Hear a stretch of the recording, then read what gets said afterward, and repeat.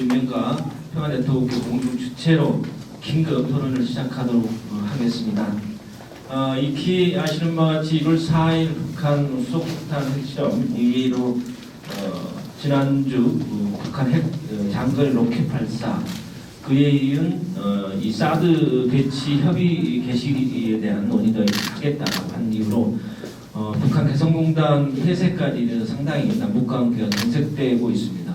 이게 꼭 총선을 대비한 부분들이라는 평가도 일각이 있습니다만은 엄중하게 이제부터 논의해야 됐던 일각에서의 남북관계 전환이 아닌가 그 심리 우려되는 바가 있고요.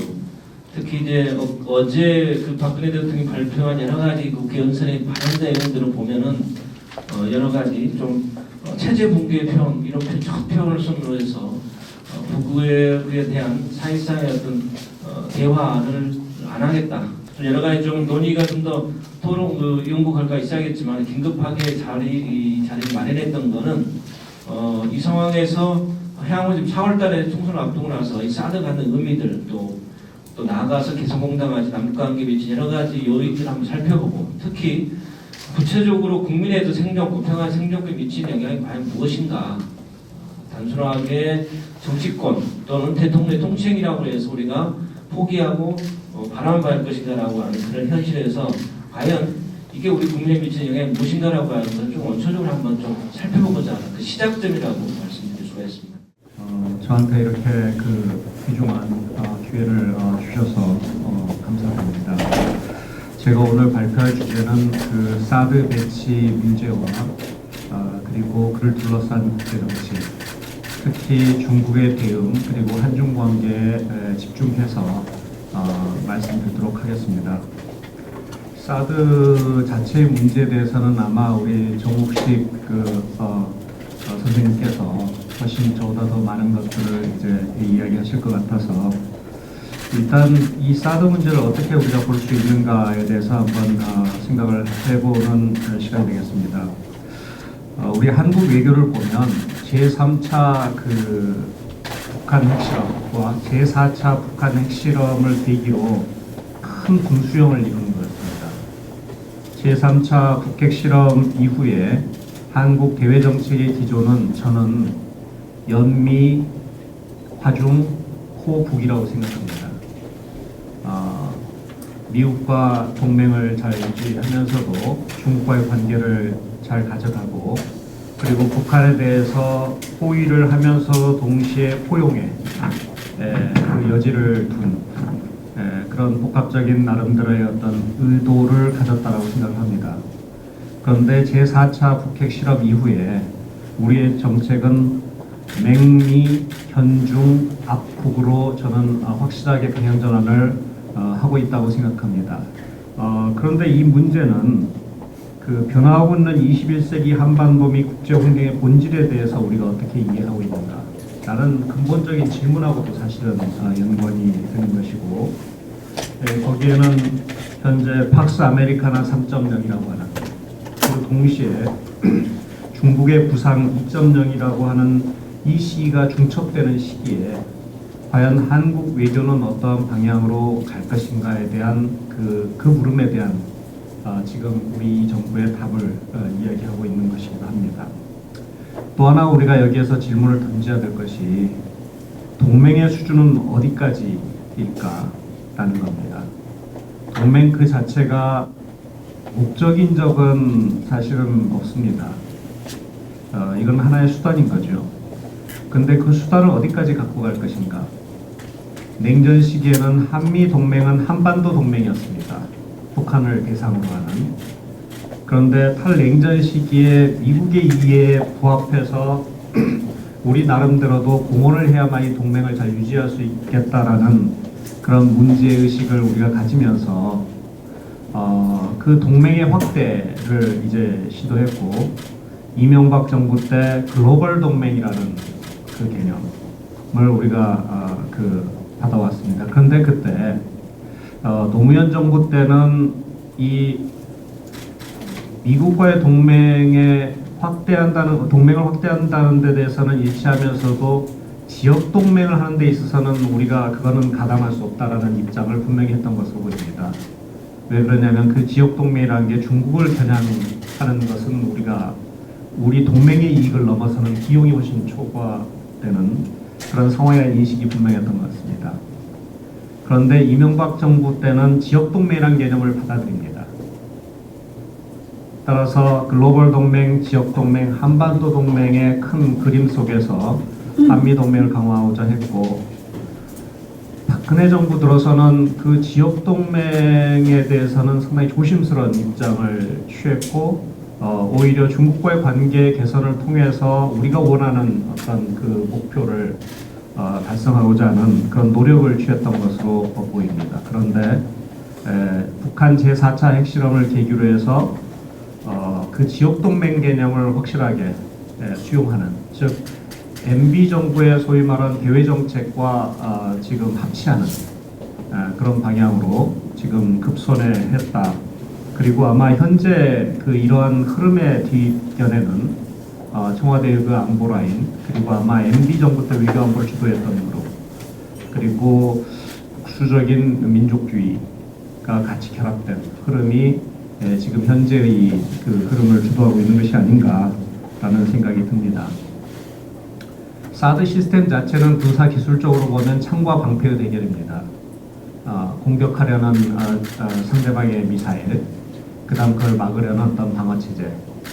근데 이제 문제는 이것이 그 북한이 사실은 한국을 향해서, 이 문제는 이제 좀 이따 정우식 우리 대표님께서 훨씬 더 잘 설명하실 거라서 제가 큰 얘기는 안 하겠지만, 북한이 실제 한국을 공격할 때 가용할 수 있는 수단이라는 게 사실은 다연장포나 스커드입니다. 그런데 이 사드는 그것을 막기에는 부적절한 체계입니다. 그렇기 때문에 아마 이것이 지금 계속 문제가 되는 것이, 이 사드 시스템이 가장 잘 활용할 수 있는 것은 중국이 단거리, 중거리 미사일로 한반도를 공격할 때 그것을 막기에 가장 적합한 효용성이 높은 무기 체계이고, 또 하나는 이제 그 레이더죠. 레이더가 이제 우리는 그 범위를 좁히겠다고 하지만 그것을 미국이 운용하는 거고, 그 다음에 또 어떻게 운용할지를 이제 우리가 확신할 수 없는 거고, 일단 사실은 그것이 중국, 특히 백두산 뒤쪽에 중국의 미사일 부대가 있습니다. 그래서 북한을 바라보면 사실 중국을 바라보는 것이 될 수 있기 때문에 중국이 이제 우리의 전략적 이익을 지금 침해하는 거다라고 반발하고 있습니다. 사드의 기원에 대해서는 이제 그 전부터 논의는 있었지만, 북한이 제3차 핵실험을 단행하고 미사일 발사 실험을 거듭하면서 사드 문제가 본격적으로 불거지기 시작합니다. 근데 아이러니컬하게도 미국이 이제 그 대동유럽 방어 MD 체계를 구축하고, 일본의 그 사드를 들어오면서 동아시아의 MD 체계를 구축하는 그 시점하고 또 묘하게 일치합니다. 그러면서 이제 나온 이야기가 노동미사일을 고각도로 쏴서, 그러니까 정상적인 방식이 아닌 고각도로 쏴서 높이 올라갔다가 이렇게 떨어지면 그래도 범위 안에 들어온 게 아니냐라는 이제 그런 실험을 했다, 뭐 이런 얘기까지 하면서 이제 사드 논의가 불거졌는데, 제가 이 부분은 과감히 생략하겠습니다. 글에 쭉 써놨기 때문에. 그 과정에서 이제 그 중국과 러시아 측의 강한 반발이 있었고, 한국의 그 대외 정책 기조도 아까 제가 말씀드린 대로 연미 화중이라는 기조 속에서 이 문제를 가지고 굳이 중국과 크게 부딪히고 싶지 않은, 그리고 우리 국방부의 입장에서도 이 사드가 갖고 있는 비용 대비 효과, 그리고 아마도 그 뒤에 딸린 또 미국의 군수 산업의 이해, 이런 것들을 복합적으로 고려할 때는 이거는 효용성은 그렇게 크지 않으면서 비용은 어마어마하게 드는 것이라서, 우리도 그렇게 그러면서도 그 효과에 대해서는 확실할 수 없는 그런 측면이 있었기 때문에 우리 국방부도 사실은 주저했던 것이 아닌가라는 생각이 듭니다. 그래서 우리 측의 입장은 지금까지는 미국이 공식적으로 사드 요청을 한 적이 없기 때문에 협의도 없었고 결정한 바도 없다라는 수리노 정책을 최근까지 유지해왔습니다. 그런데 이제 이 모든 것이 제4차 핵실험을 계기로 해서 완전히 달라지기 시작합니다.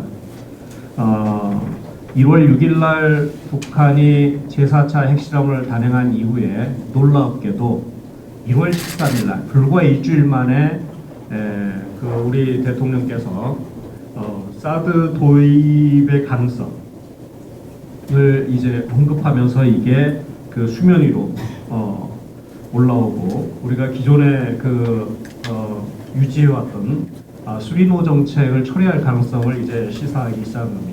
제가 보기에는 현재 한국판 벼랑 끝 외교를 시작한 것이 아닌가라는 종합적으로 볼 때 이제 그런 생각이 듭니다.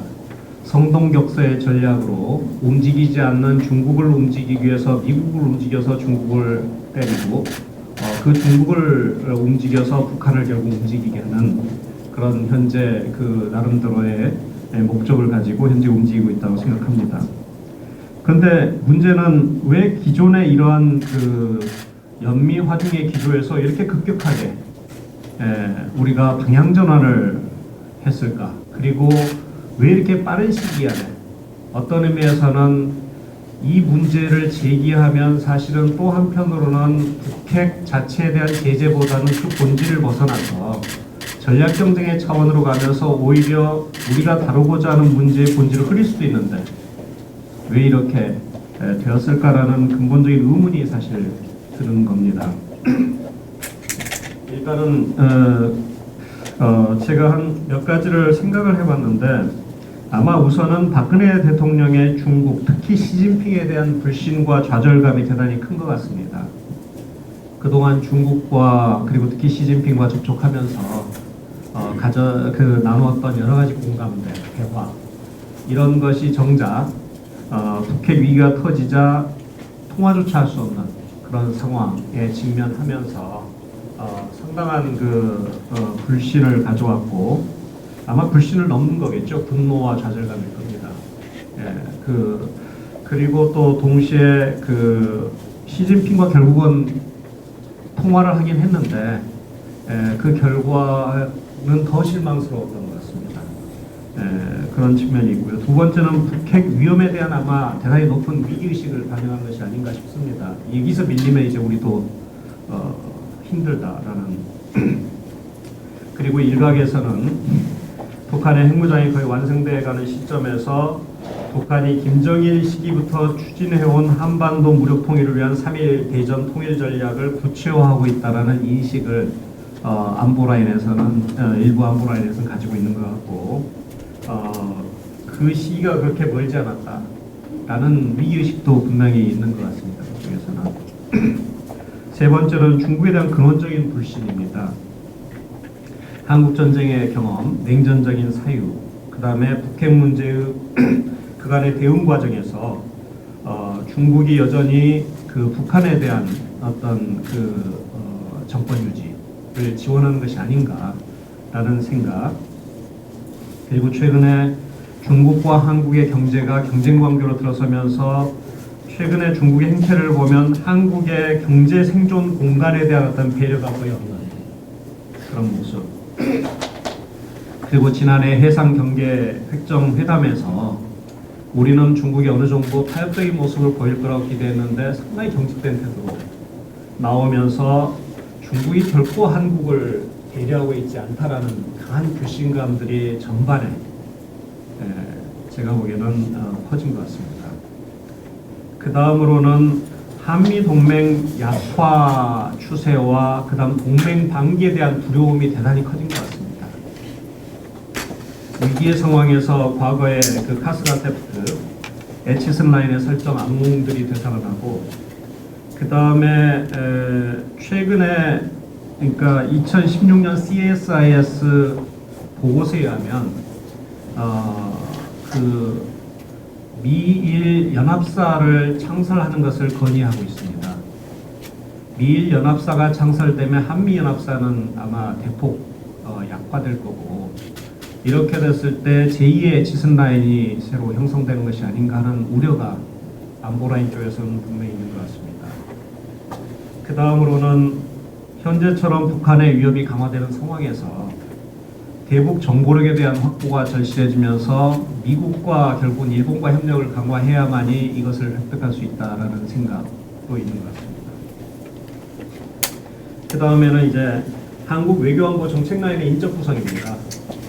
한미동맹 중심의 사고, 그 다음에 그 이해관계로 구성된 청와대 외교 라인의 인적 구성이 보다 다양한 변수들을 고려하기보다는 자신이 가지고 있는 프레임 속에서 이것들을 바라보고 그것을 추진하고자 하는 의지가 너무 강하게 지금 작동하고 있는 것이 아닌가라는 생각이 듭니다. 그리고 마지막으로 또 주목할 논점은 4월 총선 활용론입니다. 북한의 안보 위협 속에서 북풍의 활용은 보수 정당에게는 항상 유리하다는 일반적인 인식이 있고, 그런데 사드 문제는 북풍 문제뿐만 아니라 중국을 겨냥한 측면이 있어서 제가 보기에는 아까 말씀드린 보수적인 엘리트들의 인식과 일반인들의 이해관계 속에서 그 괴리 가능성이 저는 존재하기 때문에 이것이 과연 꼭 득이 될까, 이 점에서는 좀 의문입니다. 따라서 현재의 그 결정이라든가 추세를 다양한 측면에서 설명이 가능하겠지만 여러 요인들이 아마 결합된 것이고 아마 제가 말한 순차적으로 중요한 것이 아닌가라는 생각을 저 개인적으로 하고 있습니다. 어찌됐든 한국은 페이지 9와 10에서 보듯이 점차적으로 사드를 받아들이는 방향으로 지금 계속 정책을 추진해 가고 있고 중국의 눈치 볼 사안이 아니다라는 것을 누차 언급하고 있습니다. 이에 대해서 중국은 북한의 핵에 대해서는 강하게 제재를 한다는 원칙에는 찬성하고 실제로 그렇게 할 겁니다. 그리고 중국은 심지어는 정밀 타격론까지 이야기하고 있습니다. 그런데 사드 문제에 대해서는 분명히 강하게 본질이 아니고 이것은 다른 의도가 있고 미중 전략경제의 차원에서 이것을 활용하고 있다는 인식이 분명합니다.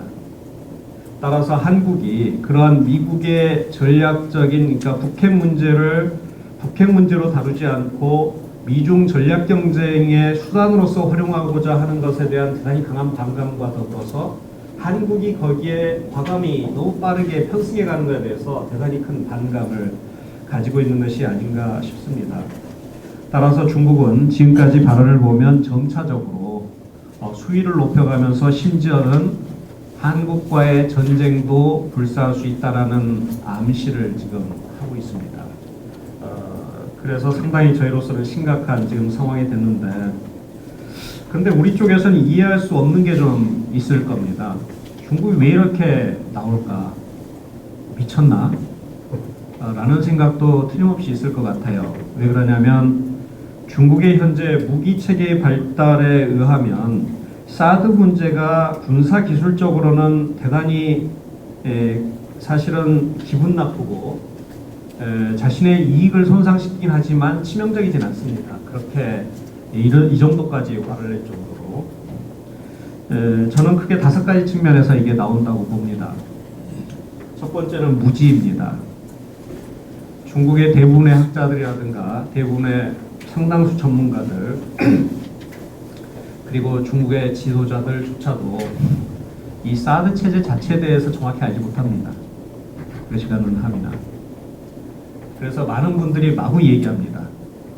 그냥 반감이죠. 미국의 영향력이 한국에 이제 확대되고 한미동맹이 강화되는 것에 대한. 두 번째는 군사기술적 위협입니다. 아까 제가 말씀드렸습니다. 세 번째로는 미중 전략 경쟁의 한미동맹이 이제 지역동맹화하는 시작이라고 봅니다. 그래서 이것에 대해서 강하게 경고를 하고 싶은 거고요. 네 번째로는 아까도 제가 잠시 언급했지만 일단 유사시 미중 간의 군사 충돌이 발생할 때 미국을 주한미군이 거기에 동원될 것을 견제할 수 있는 가장 중요한 단중거리 미사일을 방어할 수 있는 무기체계가 쌉니다. 이거는 대단히 신경 쓰이는 거죠. 전략적으로. 그래서 전략적 이익이라는 이야기를 자꾸 합니다. 마지막으로 이제 중국 군부 개혁이 진행 중에 있습니다. 그리고 군사력 건설을 진행 중에 있습니다. 사드 문제는 중국 군부의 입장에서는 지도부의 그리고 국민의 관심과 그리고 군사비 중용을 가져올 수 있는 대단히 좋은 소재입니다. 그래서 2010년에 후진타오가 중국의 군사비를 과감하게 삭감하고자 했을 때 중일 간의 분쟁을 중국 군부는 최대한 활용해서 그것을 이제 아주 큰 이슈로 만들어버립니다. 현재 상황에서 저는 중국 군부가 절대 백다운하지 않을 거라고 봅니다. 이처럼 좋은 소재를 계속 이 문제를 그 긴장과 대립, 강화로 몰고 가고 싶을 겁니다. 조직이 차원에서는. 그래서 아마 중국의 사드에 대한 반발은 아마 역순으로 그 내용이 중요하지 않을까라는 생각을 합니다. 우리는 대체로 앞의 순으로 그것을 이제 인식하고 있고 제일 뒤의 요소는 거의 생각지도 못하고 있습니다. 그래서 앞의 문제에 대해서 잘 해명하면 되지 않을까, 혹은 사실 자신들에게 본질적인 손해를 가져오지 않는데 왜 이럴까, 블러핑 아닐까라는 생각을 하는데 그것은 제가 보기에는 잘못된 생각이고 중국은 반드시 대응을 할 겁니다. 그러면 중국의 예상 대응을 한번 보자면 중국은 한국에 대해서 보복할 수 있는 수단이 너무 많습니다. 사실은 굳이 그 보복이라고 하지 않아도 될 경제적인 측면에서 아주 조그만 그 연기, 지연 혹은 중국의 관광객들한테 그냥 한국 가지 말아라고 조용히 통지만 내려도 우리 경제는 휘청거릴 겁니다. 이건 보복이라고 할 수도 없고요. 어디에도 안 걸릴 겁니다. 근데 중국의 여행사들은 다 국영이거든요. 그래서 그런 수단부터 시작해서 이번에 LG와 삼성이 크게 당하지 않았습니까? 그 리튬 배터리 그 기준 바꿔버리면 우리가 수십억 불을 투자해서 아니면 그거를 하루아침에 못 쓰게 되는 겁니다. 그거 한 두세 번만 맞으면 한국 경제는 제가 보기엔 감당할 수 없습니다. 근데 이거는 뭐 재수할 수도 없는 거고요. 일부에서는 중국이 WTO에 가입했기 때문에 과거 마늘 파동과 같은 일을 벌이지 않을 거다라고 하는데 그건 맞습니다. 그런데 그렇지 않고도 쓸 수 있는 수단들이 너무 많고요. 그 다음에 한국에 대한 그 어떤 중국의 대중정서, SNS에서 한국 비난하는 거 그냥 허용하면 됩니다. 그럼 중국 전역의 반한 감정들이 가면서 우리가 곳곳에서 불편해질 겁니다. 모든 사업을 하는 데 있어서. 그리고 또 동시에 이미 중국이 한번 시위를 벌였죠. 우리의 방공식별구 무력화시킬 겁니다. 중국은 아직 인정하지 않고 있거든요. 그 다음에 해양 경계 획정 무력화시킬 겁니다. 우리는 아직 협정이 없습니다. 중국의 입장에서는 목포 앞바다까지 들어오고 싶을 겁니다. 왜냐하면 대륙공론에 의해서 서로 입장이 다릅니다. 그래서 각자의 입장을 각자 주장하시자면 중국은 들어올 거고요. 그건 우리 군으로 막아야 되는데 이 참 어려운 문제입니다. 일본 같은 경우는 센카쿠는 섬입니다. 그래서 중국이 거의 침해하고 거기에 깃발을 꽂으면 그냥 드러납니다. 근데 이호도는 섬도 아니에요. 그냥 바다 위입니다. 중국 상선이라든가 중국의 해안 경비정 계속 왔다 갔다 하면 그거 어떻게 막습니까? 우리가 아무리 소리친다고 해도 대책이 없습니다. 사실 솔직히 말해서. 그 다음에 이제 더 무서운 게 이제 중국 근해, 한반도 근해에서 이제 아마 군사 연습을 계속 강화할 건데 그거는 북한에 대해서도 중국이 써먹는 그 방법입니다. 압박을 할 때. 그 다음 카드가 이제 우리로서는 뼈아픈 게 북한 카드죠. 북한이 김정은 시대 들어서 중국에 계속 요구하고 있는 게 세 가지입니다. 첫째는 중앙정부 차원에서 대규모의 경제 지원을 해달라는 것. 두 번째는 북한군 현대화를 지원해달라는 것. 세 번째는 김정은을 과거 김일성이나 김정일처럼 대우해달라는 것. 그런데 아마 제일 마지막은 쉽게 할 수 있을 겁니다. 그 다음 경제 지원, 그 다음에 아마 중국이 통제할 수 있는 수준에서의 어떤 군사 지원까지 갈 수 있을 겁니다. 그리고 또 하나는 유사시 한국의, 즉 아까 대구 얘기했는데 가장 이 사드라든가 이것을 지지하는 가장 지지도가 높은 데도 배치하게 됩니다. 그러면 아마 중국은 그것을 군사적 타격의 대상으로 공표를 할 겁니다. 일단 유사시에는 중국의 소위 말하는 중단거리 핵 타격의 수단으로 바로 이런 압박들을 우리한테 가할 거고요. 심지어는 환구 15는 노골적으로 얘기했습니다. 그 한반도에 사드를 배치할 경우에 북중 변경지대에 강력한 군사력을 이제 증강 배치시키고 군비 경쟁과 대치를 강화하면서 한국은 결국은 미중의 이러한 전략 게임에 그리고 군비 경쟁에 이제는 스스로 운신할 그 폭을 잃게 될 거다. 즉 독립성을 상실하게 될 거다. 그리고 심지어는 유럽의 경험을 들어서 중국과 직접적인 전쟁 상황에, 즉 러시아와 우크라이나 사이의 어떤 전쟁 그 예를 들면서 말려들 수도 있다라는 얘기를 아주 노골적으로 지금 하고 있죠. 대단히 기분 나쁘죠, 우리 입장에서는. 그리고 사실 생각 같아서는 중국 다 때려엎고 싶은 생각도 들 겁니다.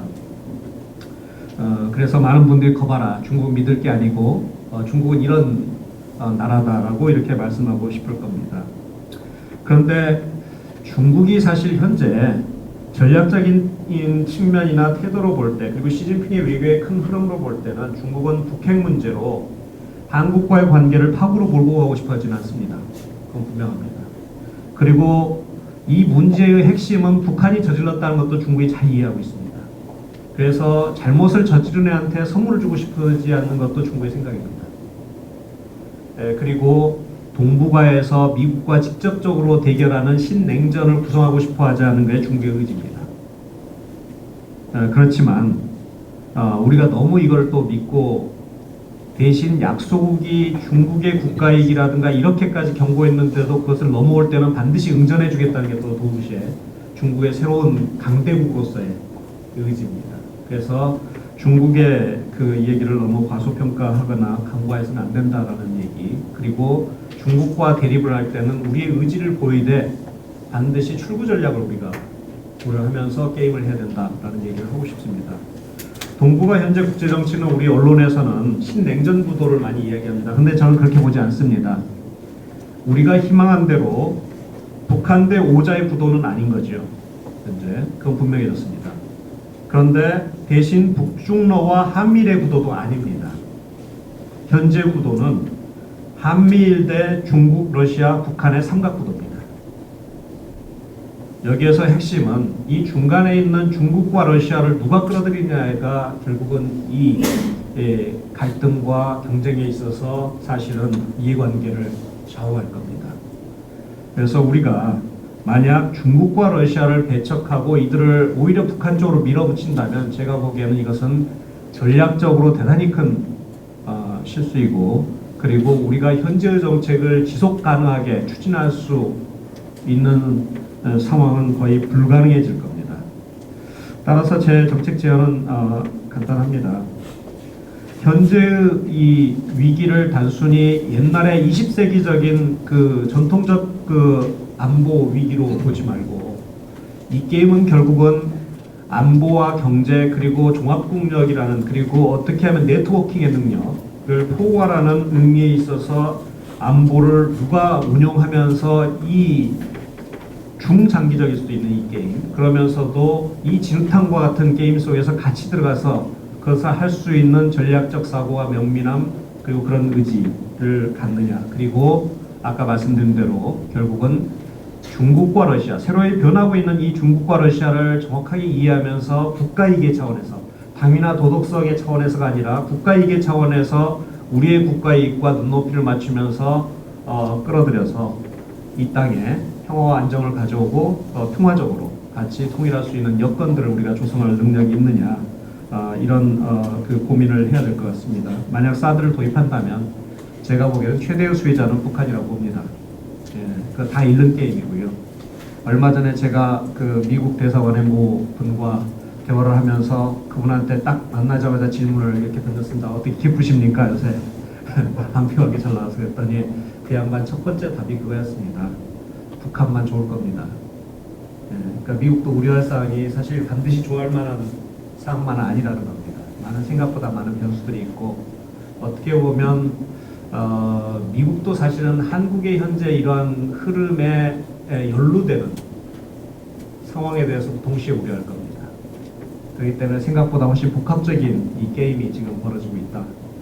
그래서 우리가 좀 더 아무리 화가 나고 아무리 밀어붙이고 싶고 아무리 북한을 없애버리고 싶고 북핵을 문제를 빨리 해결하고 싶지만 객관적 현실에 비추어서 냉정하게 큰 게임을 해나갈 수 있는 그리고 그런 역량을 가져가는 게 결국은 중요하다는 말씀드립니다. 네, 감사합니다. 네, 반갑습니다. 김지향입니다. 예, 계속 수호자가 아니고 원래 북한 전문가입니다. 북한 학자죠. 북한의 체제와 사회를 연구했던 남북관계 평화 통일 문제 전문가인데요. 제 논점은 지금부터 북한의 입장에서 이 사드 문제 태국 것인가 그쪽으로 계속 논의가 진행이 될 것 같습니다. 어떤 측면이냐? 사실 그 이야기 들어가기 전에 우리 김용희 교수님 말씀처럼 좀 두렵습니다. 사실 살 떨린다는 표현이 좀 맞을 것 같아요. 감점을 치죠. 목전에 위기가 와 있다는 생각이 정말 듭니다. 사드 공식화가 결국은 요책 아니겠는가? 지금 밀어붙이는 이 모든 마지막 귀결점은 사드의 공식화, 사드 배치가 단계적인 어떤 결과이지 되는가? 그 생각이 좀 듭니다. 그것이 몰고 올 파장이 너무 두렵다는 것이죠. 그 과정에는 수많은 위기들이 정치 군사적 위기뿐만 아니라 경제적인 엄청난 대재앙까지 다 내재되어 있을 것이다 라는 생각이 들면서 이걸 어떻게 볼 것이냐. 실제로 북한 문제의 적절한 대안인가 관련해서 본질적 이야기를 좀 드리고 싶습니다. 개인적으로는 대구가 제 고향인데요. 대구 시민을 대표해서 말도 안 되는 거죠. 이미 국방부는 발표해놓고 밀어붙이겠다는 거죠. 열어설득 하겠다는 건데 아마도 하게 되면 K2 인근에 그쪽인데 그 지역에 6km 방향을 다 작살하는 거죠. 지금부터 하나하나 좀 따져보고 싶습니다. 북한 문제가 과연 무엇이냐? 이야기한 북핵 문제로 해요. 북핵 문제의 본질은 무엇이냐? 사드가 북핵 문제를 풀기 위한 방안이냐? 북한 문제라고 했을 때 북핵 문제와 미사일을 이야기합니다. 일본에서 온 건 미사일이 아니고 위성이죠. 왜 굳이 아주 의도적으로 계속 위성을 미사일이라고 계속 밀어붙이느냐? 이것부터가 의도된 이야기죠, 사실은. 무엇을 의도하고 있는가? 사드 공식화에 대한 논리 아니겠습니까, 기본적으로. 근데 왜 이야기하지 않죠? 대부분의 사람들은. 두려운 걸까요, 정말? 목전에 위기가 다가오고 있는데 아무도 거기에 대해서 깨놓고 위성이라고 이야기하지 않아요. 그것을 접어주는 순간 논리는 다 말리게 된다, 저는 생각합니다. 저는 사드 문제의 요체가 결국 이게 북핵 내지는 북한 ICBM 미사일 요격 체계다. 이게 그럼 기본적으로 미국 방어용인가? 한반도 방어용, 남측 방어용인가? 본질적으로 굉장히 혼란스러워요. 중국한테는 어떻게 설명할지 모르겠지만 사실 이게 2조 원을 낸다라는 것은 우리가 부담한다는 것은 남측 방어용이라는 의미잖아요. 정옥식 맞죠? 맞죠? 근데 기만이잖아요, 사실은. 솔직히 어떻게 사드의 구조적, 기술적인 재원들이 어떻게 지금 북측의 대남 미사일 도발에 요격이 됩니까? 안 되잖아요. 좀 이따 다시 말씀하시겠지만. 너무 답답하다는 이야기입니다, 제가 보기에. 제가 발제이긴 한데요. 이걸 과연 논쟁할 여지가 있을 것인가? 제가 좀 이따 마지막에 왜 북측의 이러이러한 수단에 이 사드라는 것은 아무런 근거가 없다라는 말씀을 드리기 위해서 지금 기본적으로 먼저 던져왔던 겁니다. 저는 북한 핵 문제의 본질이라는 것은 결국 사드라는 것은 북핵 문제, 장거리 로켓 미사일이라고 좋습니다. 북핵 문제의 본질이라고 보는데 북핵 문제의 본질은 북미 간의 적대 관계가 본질적인 문제였다. 북핵 문제의 해법의 본질은 북미 관계 정상화의 해법이다. 결국은 사실은 북핵 문제는 미국의 북에 대한 군사적 핵 위협이 없으면 무효화되는 것이다. 저는 이게 근본 가치라고 좀 봅니다. 이렇게 굴지 않으면 난망일 것이다. 계속 다른 쳇바퀴 돌듯이 나무만 보고 숲을 보지 못하는 행복이 빠질 것이라는 생각이 듭니다. 북한 핵 개발의 배경이라든 이런 부분들은 자료에 있으니까 따로 말씀드리지 않겠습니다. 요는 단 한 번도 지금도 마찬가지로 미국의 핵대책 검토 보고서에도 마찬가지로 전 세계 유일하게 미국의 핵 선제 공격의 대상국이 아직도 북한입니다. 북한의 입장에서 어떤 수단과 방법을 택할 것이냐. 한국전쟁 이후에 지금까지 늘 일상적으로 미국의 핵 선제 공격 위협의 대상 국가가 북한 자기들 스스로도 생각했을 때 자기들은 어떻게 살아남을 것인가를 고민했을 것이다. 그래서 사실은 저는 북한 문제 전문 학자의 입장에서 북핵 문제의 본질은 수폭을 터뜨리고 뭘 하고 사실은 평화협정에 대한 요구다라고 저는 봅니다. 북핵이 그 실험이 그 시위가 정말 실험 시위로 끝나는 것인가? 사실은 정전적 폐기하고 평화협정 맺자라는 요구다. 그걸 정말 이해 못하는가? 그걸 몰라도 너무 모르는 것 아닌가?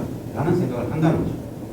정말 북이 아주 예측 불가능한 말도 안 되는 비합리적인 깡패 국가입니다. 미국적 이관계 속에서는 그럴 수 있겠죠. 아니다라는 것이죠.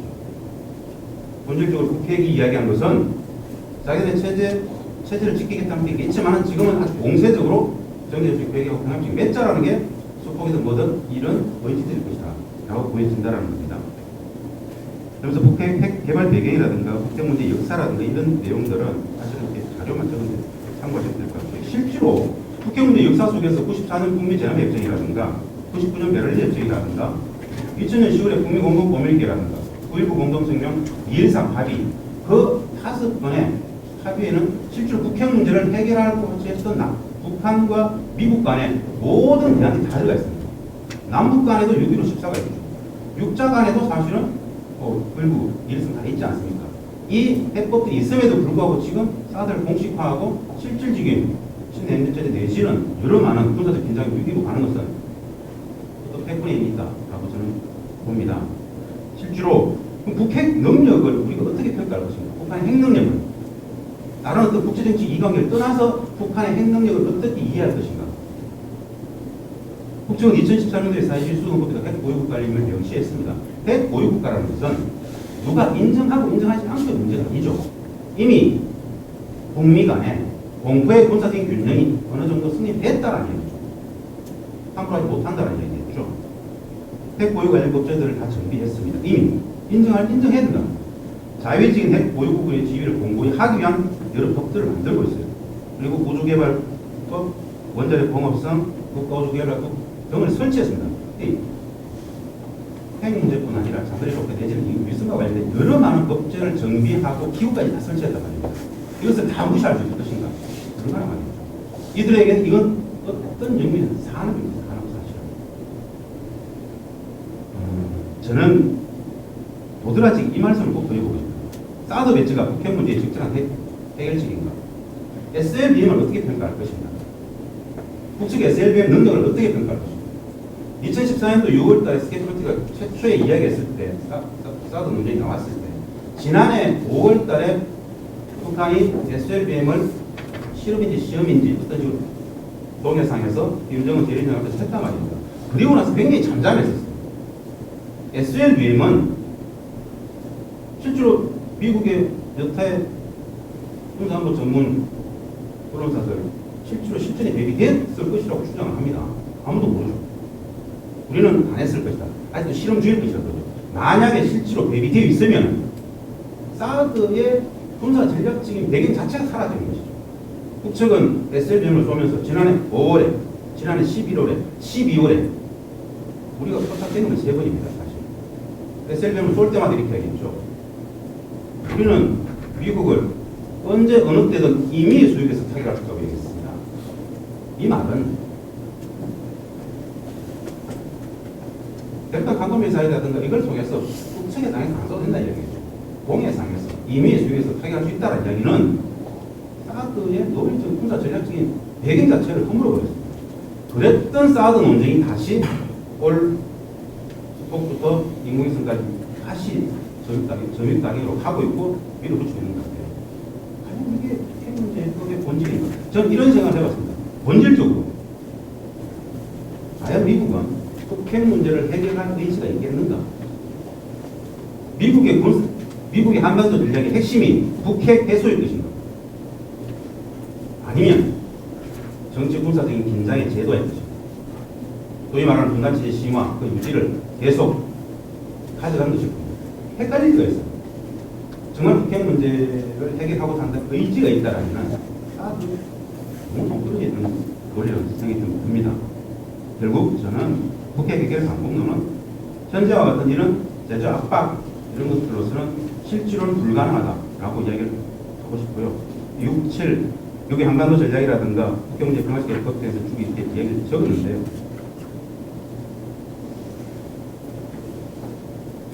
이전에 김영 교수님께서 말씀하셨던 내용을 받아가지고 제가 재앙이 될 것이라고 이야기하는 부분을 말씀드리겠습니다.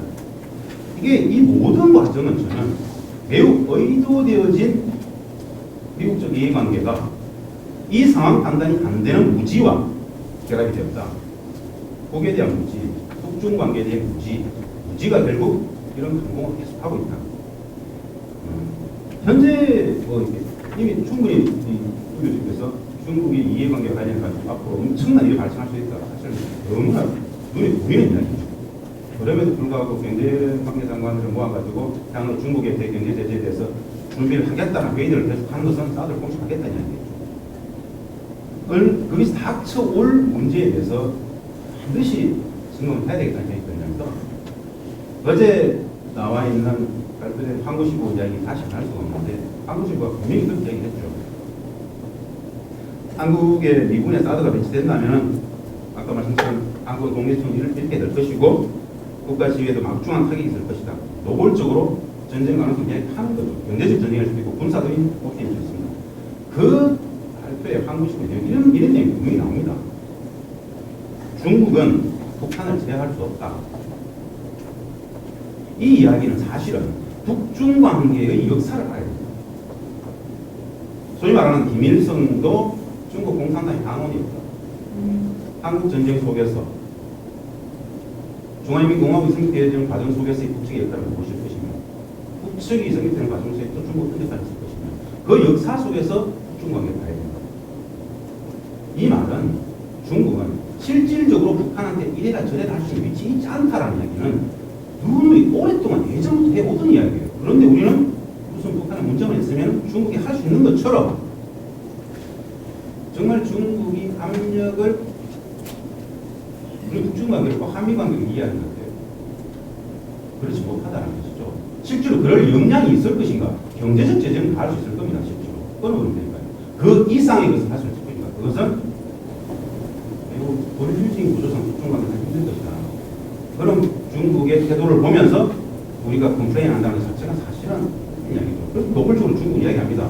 왜 미국과 북한 간에, 북미 간에 설거지 그 문제를 가지고 왜 우리한테 얘기를 하지 않냐. 너네들이 치워라. 이런 행동을 하는 것이죠. 저는 여하 한간에 미국이 주도하고 있는 이 사드 문제. 저는 마지막 지점의 마지막 이 분석으로서 평가는 사드와 관련해서 가장 큰 문제가 결국 미국이죠. 그렇게 봅니다. 남북 관계가 적대적 공생 관계다. 저는 별로 동의하지 않고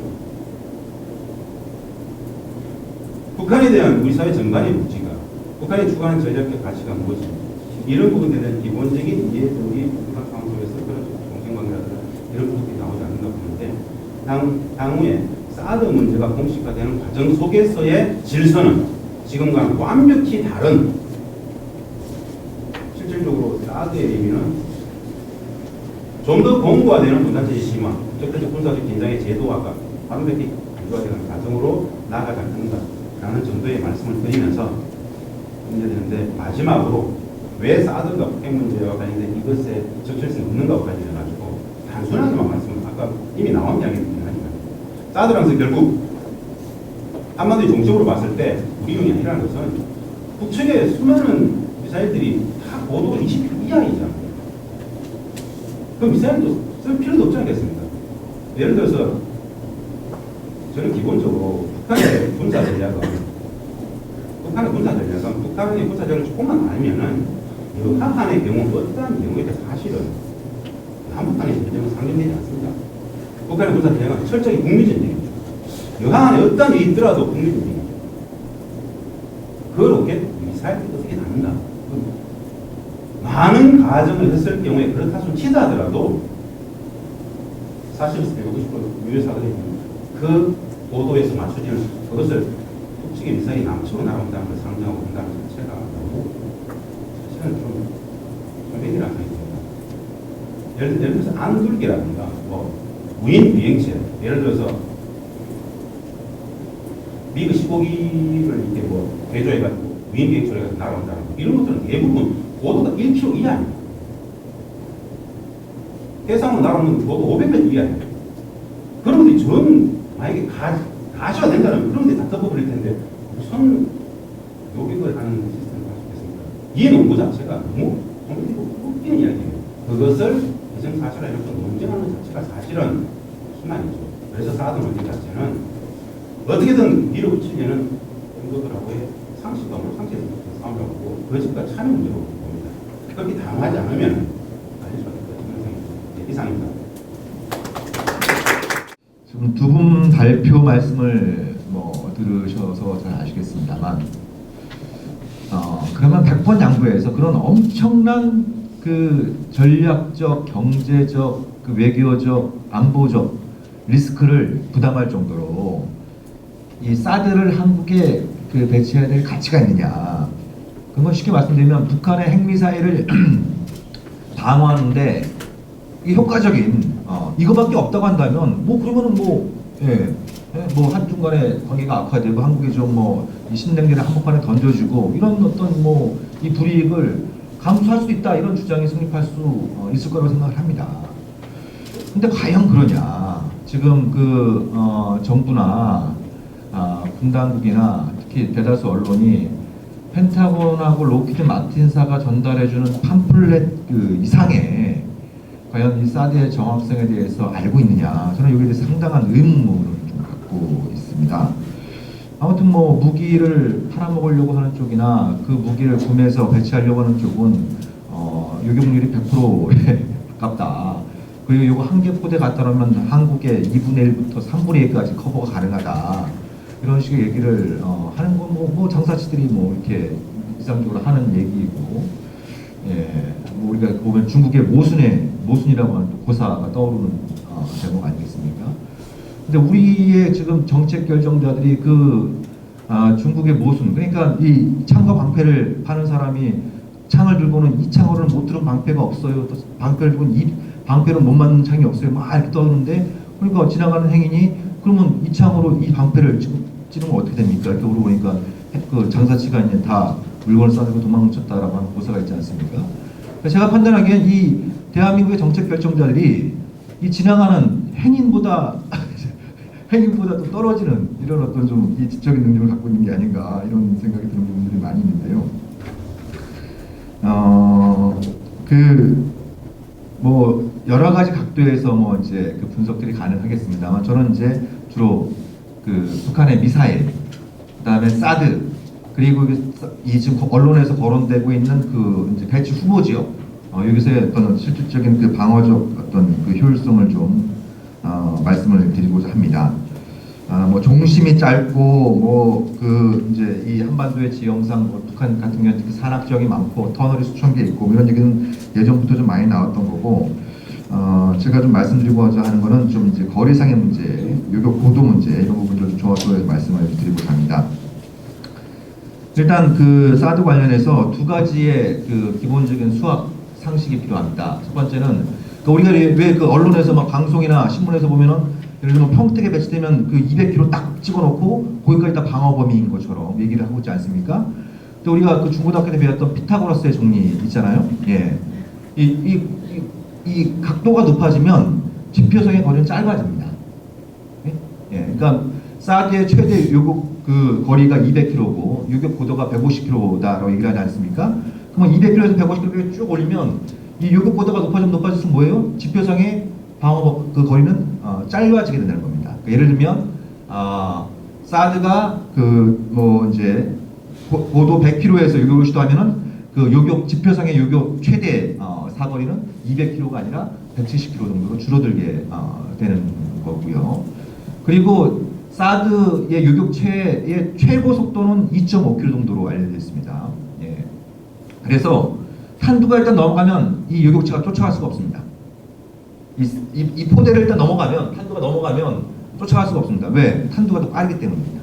탄두가 한 초속 한 3, 4km 정도 나오기 때문에 쫓아갈 수 없다.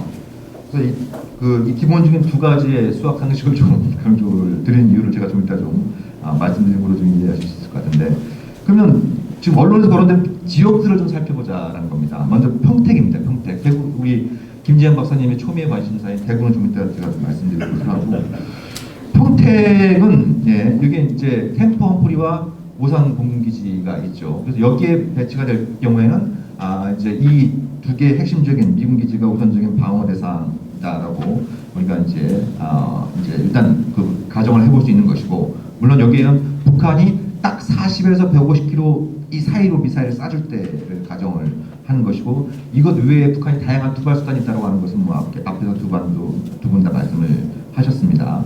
예. 근데 그러면 평택에 갔다 오면 수도권 방어가 어떻게 되느냐? 수도권에서 내가 대충 계산해 볼때 평택에서 한 70km 정도, 이제 이 서울 중심까지 한 70km 정도 되니까 방어 범위에 포함될 수 있다라고 이렇게 우리가 생각을 할 수 있겠습니다만, 북한이 미사일을 쏘면 미사일이 이렇게 쭉 날아오다가 이게 수직으로 떨어지면 만무하죠. 예. 그렇죠? 예.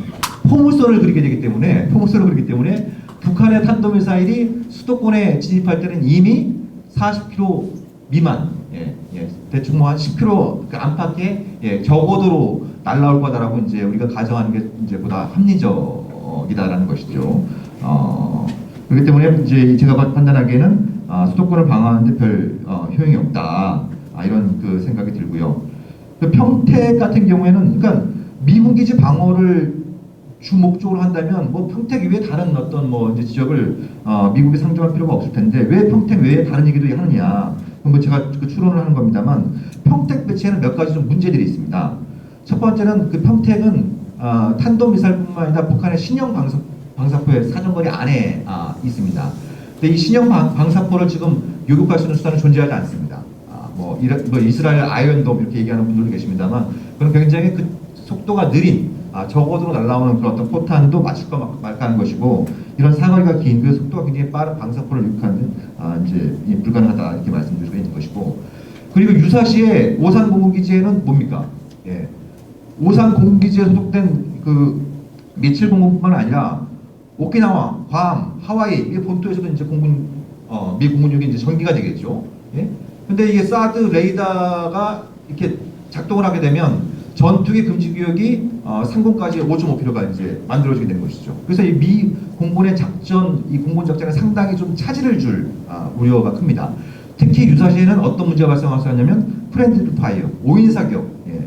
그러니까 이제 그 2003년 미국의 이라크 침공 과정에서도 패트리어트가 영국군 전투기 하나, 미군 전투기 2개를 떨어뜨렸죠. 그래서 이제 아군 잡는 그 미사일이라는 어떤 이제 오명까지 뒤집어쓰고 있습니다만, 이런 어떤 문제들이 있고, 그리고 평택에 갔다 오면 평택은 그 중국 심장부에서 가장 가까운 미군 기지이고, 아까 이건 김홍규 교수 말씀하신 것처럼 주한미군이 대중국력으로 전환되는 이런 어떤 이 문제에 관련해서 중국이 가장 경계심을 갖고 있는 이 지역이기 때문에 여기 갔다 올 경우에는 이제 그 중국과의 어떤 관계에 상당한 부담을 느낄 수 있는 부분도 있습니다. 다음에 이제 거론된 데가 이제 군산인데, 군산 같은 경우에는 아예 수도권 방어는 포기하는 거죠. 여기다 갖다 놓으면 고래상으로 이미 나온 것이고, 캠프 험프리하고 오산 공군기지하고 한 120km 정도 떨어져 있어서 방어적 효용성이 거의 없습니다. 제가 판단하기에는. 그렇지만 여기 일단 미군 공군기지가 있고, ANTPY의 어떤 이 작전 범위가 이제 중국의 그 이제 백두산, 또 중국 그 북해함대가 주도하고 있는 바레만, 산둥반도뿐만 아니라 이제 이 각도를 조정할 경우에는 이제 그 동해함대까지도 커버를 할 수 있는 그런 어떤 위치이기 때문에 레이더상의 어떤 효율성이 있다라고 이제 판단이 되고요. 그다음에 대구와 경북 출공은 왜 나올까? 이거 굉장히 좀 주목할 필요가 있습니다. 예. 결론부터 말씀드리면 이 지역은 한국보다는 일본 방어에 상당히 효과적인 위치에 있을 수 있다, 이런 어떤 부분입니다. 자, 대구 경북에서는 수도권까지 200km 떨어져 있습니다. 아예 수도권 방어는 아무 관계가 없는 부분이죠. 그 다음에 캠프 험프리하고 오산 공군기지도 한 160km 정도 떨어져 있습니다. 네이버 지도가 정확하다면 이 수치는 맞을 겁니다. 예. 그래서 뭐 이것도 별로 관계가 없어요. 예. 그리고 거기에 이제 외관 쪽에 미군 기지가 조그맣게 있습니다만, 그런 조그마한 미군 기지, 병참 기지를 지키기 위해서 이걸 갖다 놓는다? 이건 뭐 좀 앞뒤가 안 맞는 얘기인 것 같고, 그래서 제가 추천컨대 여기 미군의 관점에서 볼 때 여기의 유용성은 일단 그 이제 유사시에 그 미 해군이 주로 전개되는 부산, 진해 이런 쪽에 어떤 방어적인 어떤 효용성을 기대할 수 있는 부분이 있고, 더 크게는 일본 방어 쪽하고 연결되어 있는 부분이 있습니다. 이건 이제 두 가지로 나눠서 볼 수 있는데, 북한이나 중국이 일본 주로 이제 좀 중남부 이란 쪽으로 발사를 할 경우엔 미사일 비행 그 이제 이 그 궤도를 우리가 추정을 해보면은 경북 동해안 인근의 상공을 지나갈 가능성이 좀 있습니다. 경상도 인근. 근데 이제 비행 고도가 이제 150km 이제 안팎에 달 때 사드가 유격을 시도할 수 있는 이런 어떤 위치에 있는 것이죠. 특히 이 단계에서 유격을 시도하는 게 상당히 장점일 수 있는 게 뭐냐면, 이거는 이제 비행 초기 내지 중간 단계에 탄도미사일의 비행 초기 내지 중간 단계에 해당되기 때문에 로켓체와 탄도가 완전히 분리되지 않은 상태입니다. 그래서 표적이 큽니다. 표적이 커요. 그리고 탄도의 낙하 단계가 아니기 때문에 뭐예요? 속도가 느립니다. 속도가 느립니다. 그래서 2단계 요격을 시도하는 게 훨씬 더 요격 확률이 높아질 수 있다라는 어떤 이런 측면들이 있고요. 이거보다 더 현실적으로 이제 더 중요한 문제는 그 요격 체계와 같이 됐을 때는 AN/TPY-2의 레이더의 정보는 사드만으로 이용되는 게 아닙니다. 사드만으로 이용되는 것이 아니고, 이거는 패트리어트, 그다음에 이지스 미사일 탄도 방어 체제, 그다음에 미국 본토의 방어용인 GMD 이거하고 다 그 데이터 링크 16에서 다 실시간 정보 공유가 다 되게 되어 있습니다. 그러면 북한이나 중국이 예를 들어서 일본을 향해서 미사일을 쏘게 될 경우에 그러면 이 미사일 이 정보 이 추적 경로가 어떻게 되냐면, 우주 적외선 위성에서 이제 이 발화될 때 이 발생하는 열을 탐지해서 그 정보를 갖다가 사드 요격 이제 레이더 시스템에 전달을 하게 됩니다. 그러면 이 사드 시스템이 뭐 이제 이 각도에 따라 달라지겠습니다만 그 비행 경로를 갖다가 추적을 하면서 계속 그 정보를 패트리어트, 이지스함 또 미국 본토에 있는 그 이제 북부 사령부로 계속 전달을 하게 됩니다. 그래서 이제 실시간으로 전달을 하게 되기 때문에, 일본 같은 경우에는 만약에 사드 요격 체계까지 포함하게 될 경우에는 3중 방어 체계를 생각해 볼 수 있는 거죠. 사드, 그 다음에 동해상에서 뭡니까?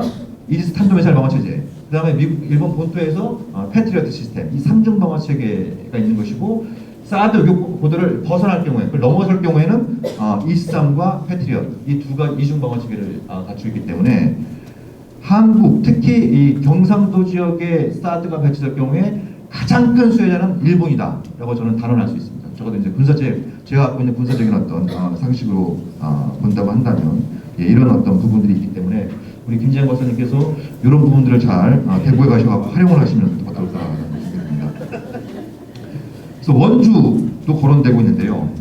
원주는 수도권까지 한 90km, 그다음에 이제 그 평택까지 한 95km, 100km 이렇게 떨어져 있는데, 뭐 거리상으로는 시도는 해볼 수 있겠습니다만, 아까 말씀드렸던 그런 문제들이 뿐만 아니라 여기서 또 제기되는 문제는 뭐냐면 측면에서 요격을 시도해야 됩니다.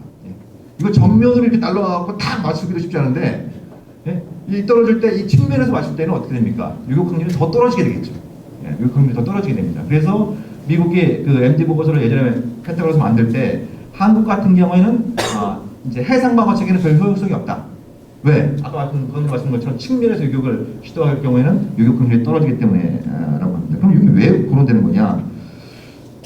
좀 원주를 호구로 하는 이런 이런 부분들이 있는 것 같아요. 특히 이 지금 언론에서 많이 그 보도될 때 뭐라고 인용이 되냐면, 여권 관계자라고 인용 많이 하고 있습니다. 여권 관계자. 군 관계자는 원주 얘기를 별로 안 하는데, 여권 관계자가 원주 얘기를 많이 하는 게 뭐겠습니까? 여권 관계자로 찬성하는 분들이 많잖아요. 근데 이분들은 대구는 죽어도 안 된다는 거 아닙니까? 대구는 죽어도 안 된다는 거잖아요. 또 평택은 뭡니까? 원내대표가 있는 동네예요. 그리고 군산 같은 경우에 아까 말씀드린 것처럼 이제 아주 이제 관계가 없는 이런 어떤 성격이 강하니까, 원주에 갖다 놓으면 휴전선에 가서 가깝기도 하고, 뭐 수도권에서도 가깝기도 하고, 그래서 좀 뭔가 이 국민 여론을 호도하는데 효과적이다라고 판단하는 게 아닌가. 뭐 이런 부분들이 좀 있습니다. 제가 지역 감정을 조장하기 위해서 말씀드리는 건 아닙니다만, 그게 아니면 잘 설명이 안 되는 부분들이 있어가지고 좀 이렇게 말씀드리는 것이고요. 그리고 그러면 이런 어떤 이제 이 한계들을 좀 이제 지켜보는, 뭐 제가 살펴보고 주로 이제 거리와 사드의 어떤 그 성능과 관련해서 살펴본 부분이 있고, 그리고 아까 두 분 말씀하신 것처럼 북한은 얼마든지 사드를 회피하고 무력화할 수단이 있습니다. 예, 회피하고 무력화할 수단이 있는데 이건 뭐 제가 자세히 말씀을 안 드려도 될 것 같고요. 다만 최근에 주목할 게 몇 가지가 있는데 SLBM도 아까 말씀하셨고, 그러니까 원주 얘기하면서 얘기하는 게 그겁니다. 원주 얘기하면서 여권 관계자 하는 게 원주에 갖다 놓으면은 동해에서 발사하는 SLBM을 잡을 수 있다. 이런 얘기를 하고 있어요. 네? 근데 미쳤다고 북한이 이걸 전방에서 쏘려고 SLBM을 개발하겠습니까? 후방에 쏘려고, 유사시 후방에서 써먹으려고 SLBM을 개발하지, 그 전방에서 쏘면 뭐하러 비싼 돈 들여갖고 그렇게 SLBM을 개발할 이유가 하등 없는 것이죠. 아무튼 최근 관련해서 이제 역시 이제 이 선수는 선수다 이런 느낌이 들었던 게, 이게 이제 제가 인용한 CEO도 포스털 MIT. 제가 알기로는 이 MD 분야에서 세계 최고의 권위자 중에 한 사람입니다. 펜타곤이 가장 싫어하는 사람 중에 한 사람인데, 아무튼 이 양반이 그 북한 2월 7일날 북한이 장거리 로켓을 딱 쏘는 걸 보고 딱 포착한 게 있습니다. 북한이 1단계 로켓차를 폭발시켰단 말이에요. 자폭을 시켰어요. 그래서 이게 수백 개의 파편으로 막 날아갔는데, 이걸 한국 국방부가 설명한 거는 저게 추진체를 나중에 수거하지 못하기 위해서 자폭시킨 것 같다, 이렇게 얘기를 했어요.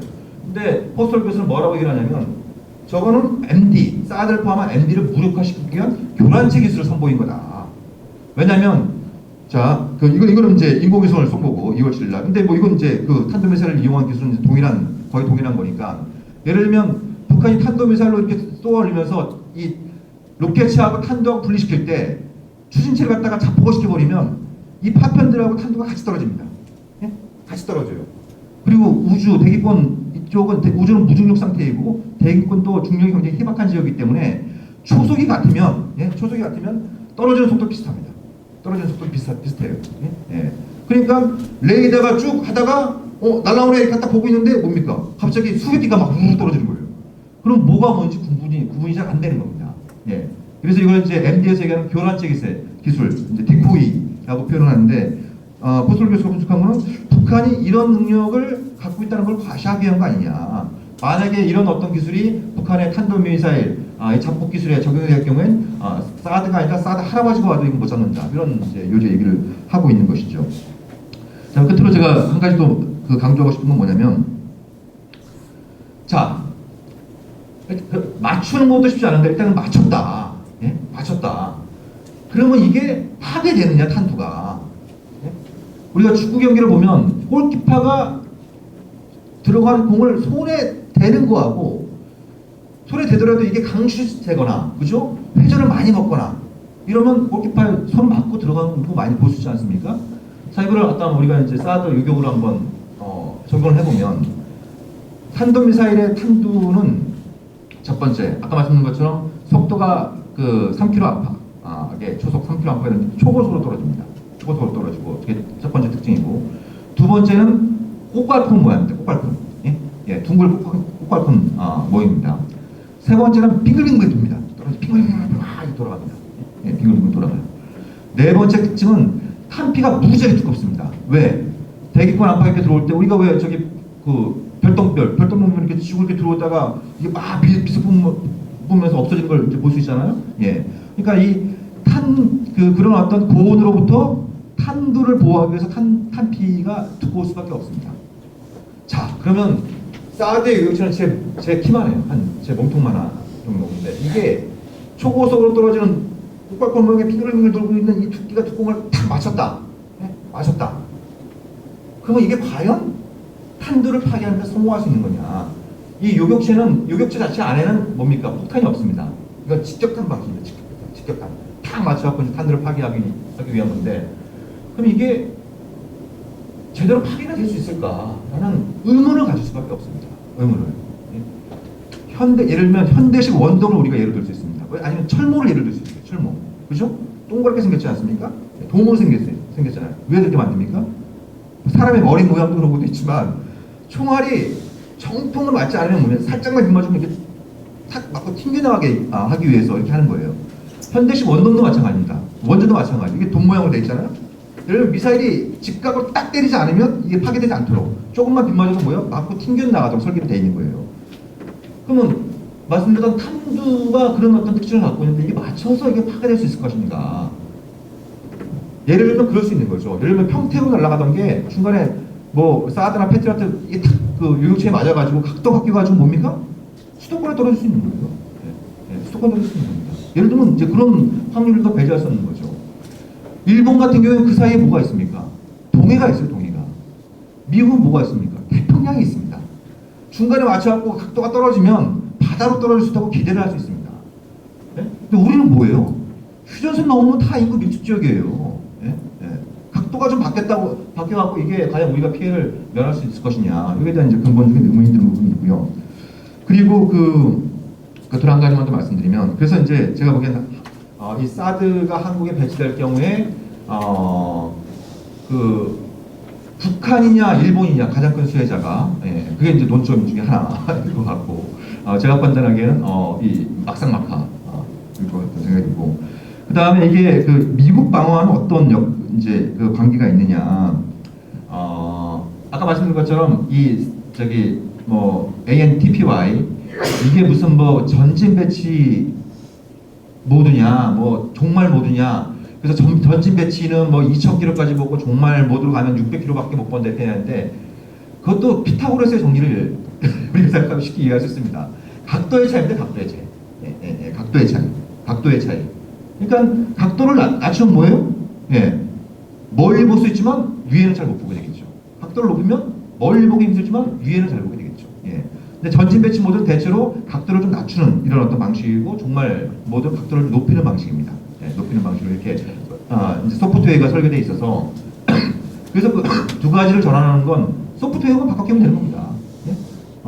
MS 워드 쓰다가 불편해갖고 아래걸로 바꾸는 거 이 정도 수준 정도와 큰 차이가 없는 이런 거고, 그러면 북한이나 중국이 예를 들면 미국 본토를 향해서 유사시에 ICBM을 쏜다 그러면 그 한국은 이들 중에서 가장 가까운 어떤 미국의 이제 동맹국이기 때문에 여기서 탐지한 정보가 아까 말씀드린 것처럼 릴레이식으로 전개될 뿐만 아니라, 요즘 강조하는 건 뭐냐면 바로 그 미국 본토에 있는 북부사령부 또 이제 그 전략사령부 이쪽에 바로 이걸 실시간 정보로 전달해 가지고 GMD라고 불리는, 그러니까 이제 그 미국 본토방어용 그 MD 체계에 바로 실시간 정보를 전달하는 이런 어떤 시스템까지 지금 다 데이터 링크로 연결되어 있기 때문에 사드 그 배치가 이루어지고 그 레이더까지 따라오게 될 경우에 한국 방어에는 제가 보기엔 거의 100% 없다 이렇게 제가 당장할 수는 없고 거의 효과가 없는 반면에 일본 방어 그다음에 미국 본토 방어에는 상당히 기여할 수 있는 그런 측면들이 있다, 이렇게 결론적으로 말씀드릴 수 있을 것 같습니다.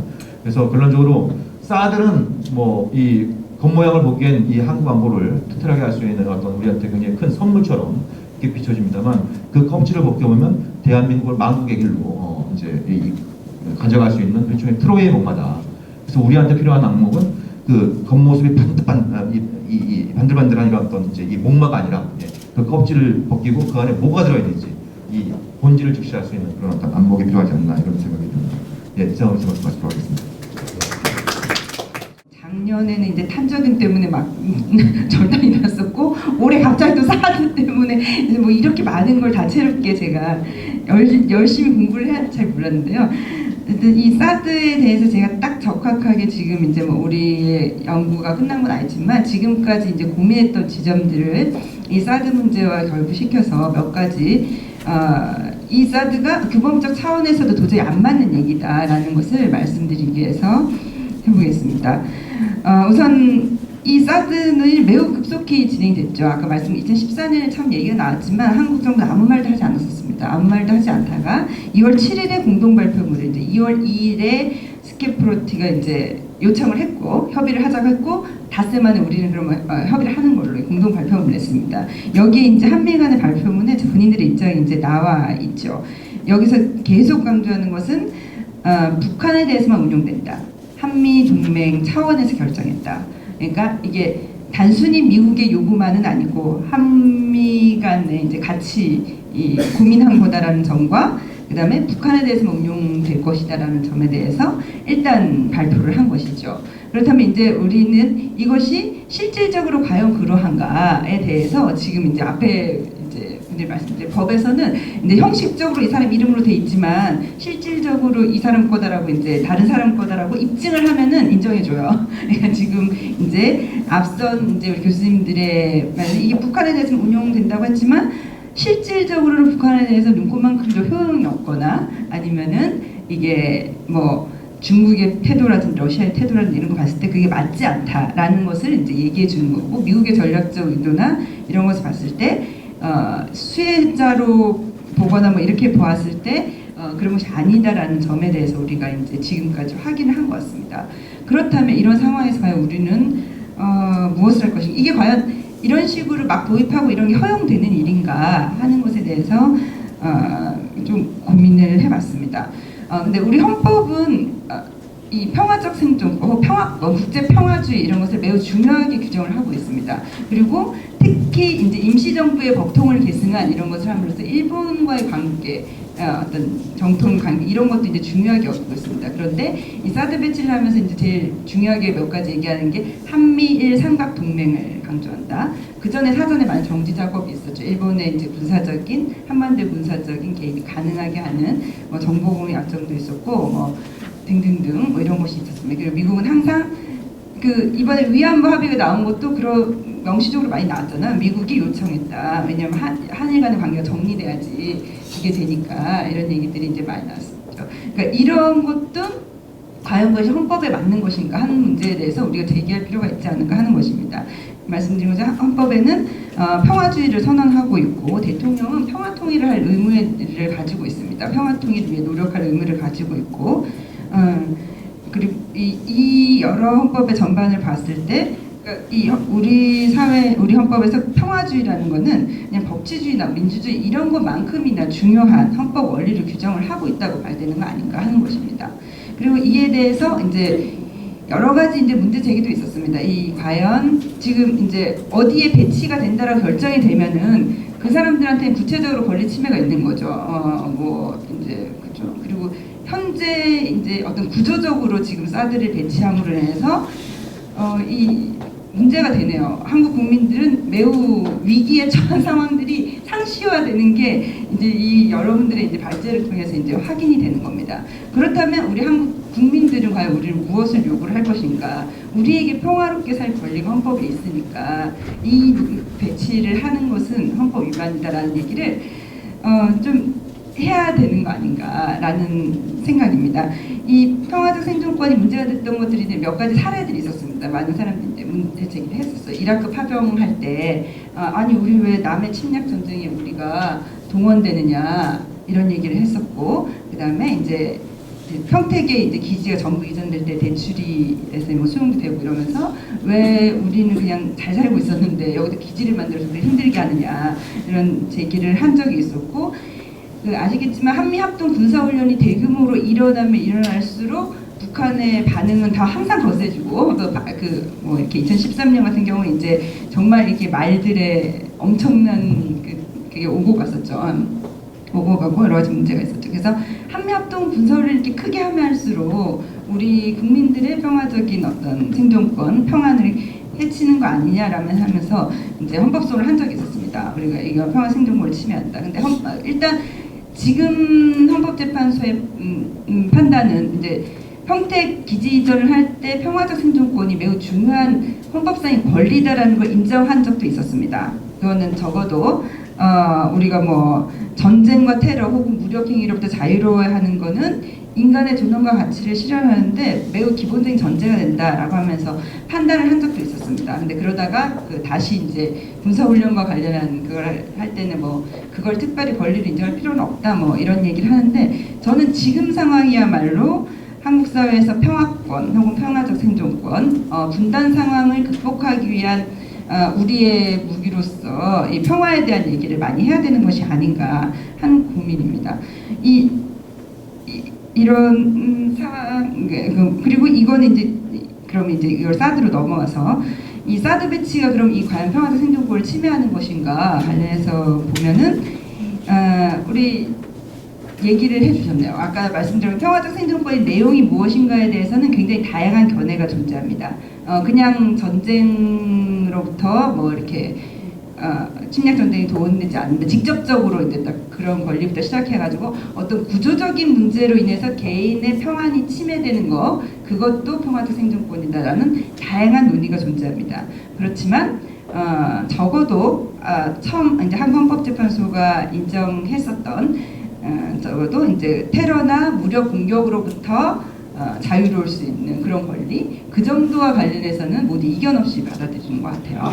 그렇다면 지금 이제 사드를 배치하는 것이 이게 단순히 원래 뭐 남북 간의 대립이 심했고 어떤 양적으로 뭐 무기 한 개 더 사고 뭐 이런 차원의 문제가 아니고, 지금 이제 앞선 발제자분들이 말씀하신 것처럼 한국 사회의 구조와 그다음에 이제 뭐 힘의 역관계와 외교의 질을 바꾸는 문제라면 이것은 당연히 이 상시적인 불안에 시달리게 하기 때문에 평화적 생존권을 침해하는 것이라고 볼 수밖에 없다.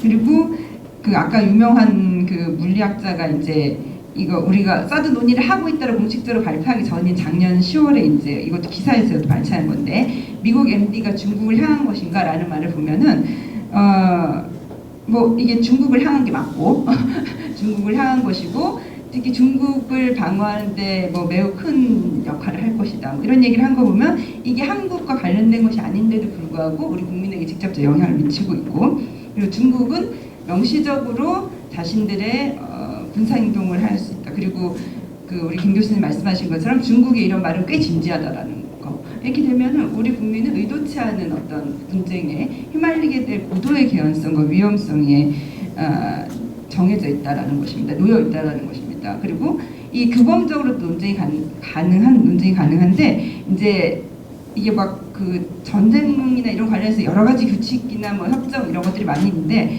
핵심적으로는 어쨌든 그것이 군사 기지화가 되면은 그냥 일반 민간인에 대한 공격과 다르게 국제법적으로 또 보호를 한다는 겁니다. 기지에 대한 공격, 어떤 군사적인 이 의지에 대한 공격은 이 민간인에 대한 공격과 전혀 다르게 보고 보호받을 개연성이 적어지기 때문에 이것은 우리 국민들이 언제든지 그런 어떤 이게 사드가 어디 뭐 기존 기지에 들어와도 그렇고 아니면 뭐 새로운 곳에 들어와도 그렇고 다시 더 증대되는 위험에 처하게 하는 그런 것일 수밖에 없다, 이런 것입니다. 그리고 이에 더해서 이제 또 막 이 연합력 시위를 하겠다, 막 이런 엄청난 한미합동 군사훈련에서 그런 얘기들이 언론에서 막 나오고 있는데, 이것 역시 항상 긴장을 유발하는 매우 중요한 문제이기 때문에 어쨌든 지금까지 이제 밝혀진 사실관계에 의하면 그리고 역사에 의하면 이 사드 배치가 한국 사회에 사는 국민들에게 불안 요인, 어떤 평화롭게 살 권리, 사실 대부분의 사람들은 크게 이게 뭐랄까 관심이 없다기보다는 이제 그런가 보다 하고 그냥 살잖아요. 근데 의도치 않게 이런 것들이 이런 본인들의 의도나 뭐 그와 상관없게 분쟁에 휘말리게 된다는 것, 이것에 대해서 우리는 그 위험성을 질적으로 다르게 가져오는 것에 대해서 문제 제기를 할 수밖에 없다, 이런 생각이 듭니다. 그래서 지금 특히 이제 남북이 이렇게 격화되고 분단과 북한 이런 상수적으로 이런 게 존재하는 상황에서 저는 이제 우리 법률가들도 마찬가지고 국민들도 마찬가지고 이 평화적 생존권을 좀 새롭게 구성해서 우리가 이 헌법이 지향하고 있는 평화권, 평화통일의 의무, 대통령이 주어지고 있는 평화통일에 대한 의무, 이런 것을 위반하는 문제라고 강력히 얘기를 할 수 있어야겠다 하는 생각이 듭니다. 그리고 이제 또 몇 가지 규범적인 문제를 좀 찾아보면 제가 간단하게밖에 정리를 못했지만, 일단 이거는 중국을 위한 거다, 그리고 한반도 영토 내의 방위가 아니고 미국의 방어이다라고 하면 한미상호방위조약 위반입니다. 한미상호방위 조약은 한반도 영토의 방위를 한미 간의 공동 행동을 하겠다는 것을 분명히 했습니다. 뭐 그게 약간 뭐 여러 가지 표현들이 있지만 특히 이게 이제 그 한미 간의 방위 행동이랑 한반도만을 염두에 둔 것이다라는 결정적인 것은 이게 미일 상호방위 조약이랑 전혀 다르거든요. 미일 상호방위 조약은 뭐 주둔의 목적이나 이거 관련해 갖고 극동의 뭐 작전이라든지 이런 것을 명시를 하고 있습니다. 근데 한미 상호방위 조약이 그게 없거든요. 그런데 그것에 위반해서 미국이 뭐 대중국 견제용이라든지 아니면 미국이 자신의 영토를 방위하기 위해서 한국에 사드를 배치하는 거, 이것은 전혀 조약, 그 한미 상호방위 조약에 맞지 않는 것입니다. 그리고 한국 국민들과 좀 같이 여러 가지로 좀 이야기하고 싶은 것의 중요한 부분 하나는 정의의 한 축으로서의 절차적 민주주의와 관련한 것입니다. 현재에서 절차적 민주주의는 단지 형식은 아닙니다. 형식은 아니고 이 우리 87년 헌법 이후로 이 절차적 민주주의라는 것은 단순히 수단으로만 존재하는 것이 아니고 실제적 정당성과 구별되는 독자적 기능을 한다라는 것이 기본적인 민주주의에 대한 생각입니다. 왜냐하면 그 과정에서 의견을 수립하고 수렴하고 그 다음에 무엇을 어떤 방식으로 그걸 계산하는 게 좋겠는가 이런 걸 하고 그 우리 행정절차법이 별도의 법규로 마련되어 있는 게 또 그것입니다. 물론 그것이 많이 형식적으로 진행되긴 하지만 청문도 하고 공청회도 해야 되고 그거 안 하면은 절차 위반으로 취소시켜주기도 하고 이렇게 하는 것이 기본적인 것인데 이 사드 배치가 우리 국민의 어떤 평화적 생존권 그리고 우리 국민의 이거는 진짜 생명권과 관련 이제 만약에 분쟁이 여기서 진짜 실제로 발생한다면 이걸 어떻게 살 수가 없는 거죠. 이거는 누구를 가리는 게 아니잖아요. 그런다면 이런 문제에 대해서 왜 국민한테 한 번도 물어보질 않느냐.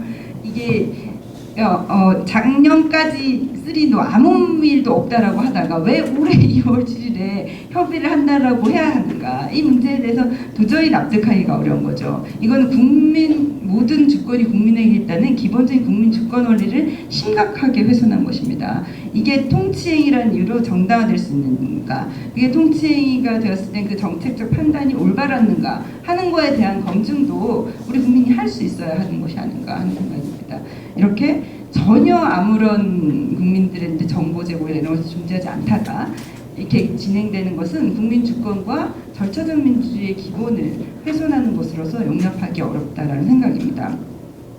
그래서 이제 저는 이게 규범적으로는 아까 우리 김 교수님 말씀하셨죠. 근원적인 대책을 찾아야 하고 지금에도 많은 그것이 있습니다.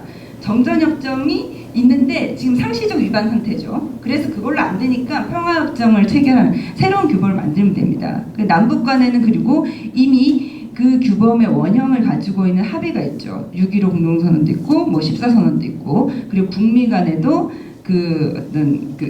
평화협정의 원형을 찾을 수 있는 그 9.19 합의라든지 이런 것들이 존재합니다. 그렇다면 이것을 제도화하고 평화를 제도화하고 이런 국민들의 평화적 생존권을 이렇게 함부로 이렇게 침해하는 행위가 정말 아무런 그것도 없이 국민들 그것도 없이 그냥 통치행위라는 이유로 이렇게 가능하더라 하는 이 구조를 없애야 된다. 이게 이제 위안부합의 불가역적으로 가는 어떤 제도를 설계하는 게 우리한테 중요한 거 아닌가. 그것을 규범적인 문제를 해결하자면 평화협정을 만들기 위한 노력을 한다든지 이런 것들이 지금 한국 정부가 해야 될 제일 중요한 일이 아닌가. 우리가 역사적으로 보았을 때 무기에 무기를 더하고 계속 이렇게 해가지고는 해결이 안 됐다는 게 지금 확인된 거잖아요. 그렇다면 이것을 선순환의 구조로 풀기 위해서 어떤 근원적인 해법을 찾을 것인가 그것을 볼 때 오히려 규범적인 해결 그러니까 우리가 제도를 설계하고 평화협정 안을 만들고 평화협정을 체결하기 위해서 무엇을 할 것인가를 노력하는 것이 매우 중요한 노력이 될 수 있겠다 하는 생각입니다. 이상입니다. 자, 여기까지 발제를 좀 마쳤습니다만 좀 딱딱해질 것 같습니다. 그래서 제가 우리 세 분 발제분들한테 한 가지씩만 제가 질문을 하고 그리고 우리 플로에서 질문 하나씩 받고 마지막 최종 세 분한테 마지막 정리하는 식으로 해서 마치도록 그렇게 하겠습니다. 시간을 초과하더라도 괜찮습니다. 예. 우리 이제 김웅 교수님한테 좀 잠깐 여쭤보겠습니다. 사실 사드가 중국을 겨냥하고 있다 이런 부분도 사실 언론에서 많이 나왔습니다만은 그러나 또 현실적으로 일부 그 김종대 군사평론가 같은 경우는 현실적인 이 사드는 군사 내부 정치형이다 이런 평가가 사실 하고 있어요. 그래서 실질적으로 사드를 도입할 가능성은 없지 않느냐라고 하는 그런 좀 다른 시각도 있는 것 같은데 어떻게 보시는지 이게 사드가 과연 진짜로 배치냐 노임냐 문제도 있습니다만은 도입될 가능성이 좀 있는 건지 하나에 좀 궁금하고요. 한번 의견을 한번 여쭤보고 또 하나는 지금 이 중국의 입장이 상당히 좀 변화하고 있다라는 부분들 종래 3개 항에서 이제는 4개 항으로 어떻든 말씀하셨던 것처럼 일부의 그 자국의 이익을 침해하는 부분들은 단호하게 대응하겠다라는 견지를 좀 갖고 있는 걸로 보입니다. 그런데 과연 또 이번에 그 엊그제 발표한 것 보게 되면은 이 중국이 그 안보리의 북한 새롭고도 강력한 대북 제재 결의안에 찬성한다 이런 또 표명을 좀 했었단 말이죠. 그래서 그거 안보리에 대한 제재는 제재이더라도 과연 아까 발제도 있었습니다만 과연 현실적으로 사드 도입과 관련 없이라도 북핵 관련해서 그 중국이 취할 수 있는 조치랄까 현실적으로 할 수 있는 게 뭘까라고 하는 그런 좀 궁금증이 있습니다. 그다음에 김재현 교수님한테 여쭤보고 싶은 거는 지금 어제 조갑재 기자가 쓴 글을 잠깐 봤었는데 거기서 보니까 왜 그렇게 도입이라고 하느냐 배치인데 그리고 그런 막대한 비용은 미국이 알아서 배치해 주는 거기 때문에 우리가 비용을 드는 게 아니는데 왜 그러냐라고 하는 또 그 있더라고요. 그래서 과연 우리가 이게 이제 비용 부담과 관련해서 우리 한국이 부담하는 건지 그러니까 이게 도입과 아마 이런 도입이라고 하는 것은 우리가 사서 도입하는 거고 배치는 미국이 알아서 배치한다는 개념으로 해서 도입에 필요한 비용을 우리가 부담을 않는다라고 하는 그런 견지인 거고 또 얼마나 민상균 국방부 대변인도 미국의 정치적 효용에 따라서 배치할 것인가 결정이 될 것이다라고 하는 상당히 좀 위험한 발상도 했었는데 과연 이 비용 부분들을 관련해서 또는 도입의 비용은 안 들더라도 뭐 관리 비용이랄지 이런 어떤 비용이 좀 들게 되는 건지 한번 상당히 국민들 입장에서는 상당히 좀 궁금할 수 있을 것 같습니다만 이 부분들을 한번 여쭤보고 싶고요. 그 다음에 이거 꼭 시험 문제 내는 것 같습니다만 하여튼 국민들 입장으로 계속 그 언론에서 나와 있는 걸 제가 좀 체크해 봤습니다.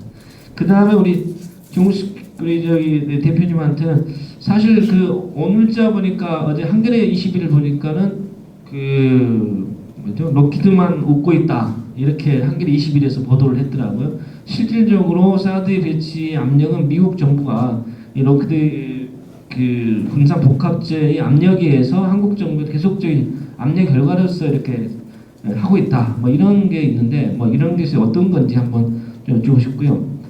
또 하나는 좀 다른 문제인데 아까 무기 전문가는 아니시라고 했지만은 사실 국민들 입장에서는 또 한편으로는 이것이 도입됐을 경우에 어떤 실질적인 건강 문제가 있지 않습니까? 그 밴드 레이저에서 이렇게 발사되어지는 전자파로 인해서 최소한 100m 같은 유해적인 직접적인 사경거리가 있고 또 3.6km까지는 이 사람이 출입할 수 없는 구역으로 설정을 하고 있는데 과연 이런 어떤 그 유해성 부분들 관련해서 전자파 미치는 유해성 관련해서 과연 신뢰할 수 있는 건지 정말 3.6km로 대하는 건지 이런 부분들에서 한번 국민들 입장에서 굉장히 좀 궁금할 것 같다고 해서 좀 말씀을 한번 드립니다. 이 부분들은 이제 헤럴드 경제에서 심도 있게 좀 다뤘더라고요. 이 부분들을. 그리고 끝으로는 우리 하두희 변호사 오늘 상당히 의욕적으로 하셨는데 사실 우리가 아까도 잠깐 했지만 우리 헌법소원을 해서 졌지만 이겼었던 뭐 이런 슬픈 기억들이 있고 저 또한 다 이름을 얻습니다만은 그때 헌법소원을 할 때 다 이름을 얻습니다. 참 아팠던 기억이 솔직히 있습니다. 그래서 이 법적인 대안과 관련해서 헌법소원을 비롯해서 뭐 법률 개정, 재정 개정 뭐 이런 부분들 포함해서 한번 우리 할 수 있는 게 뭐가 있을 건지 한번 좀 답변을 꼭 해줬으면 바랍니다. 너무 좀 뭐 무지 않게요. 이렇게 공상이몽입니다.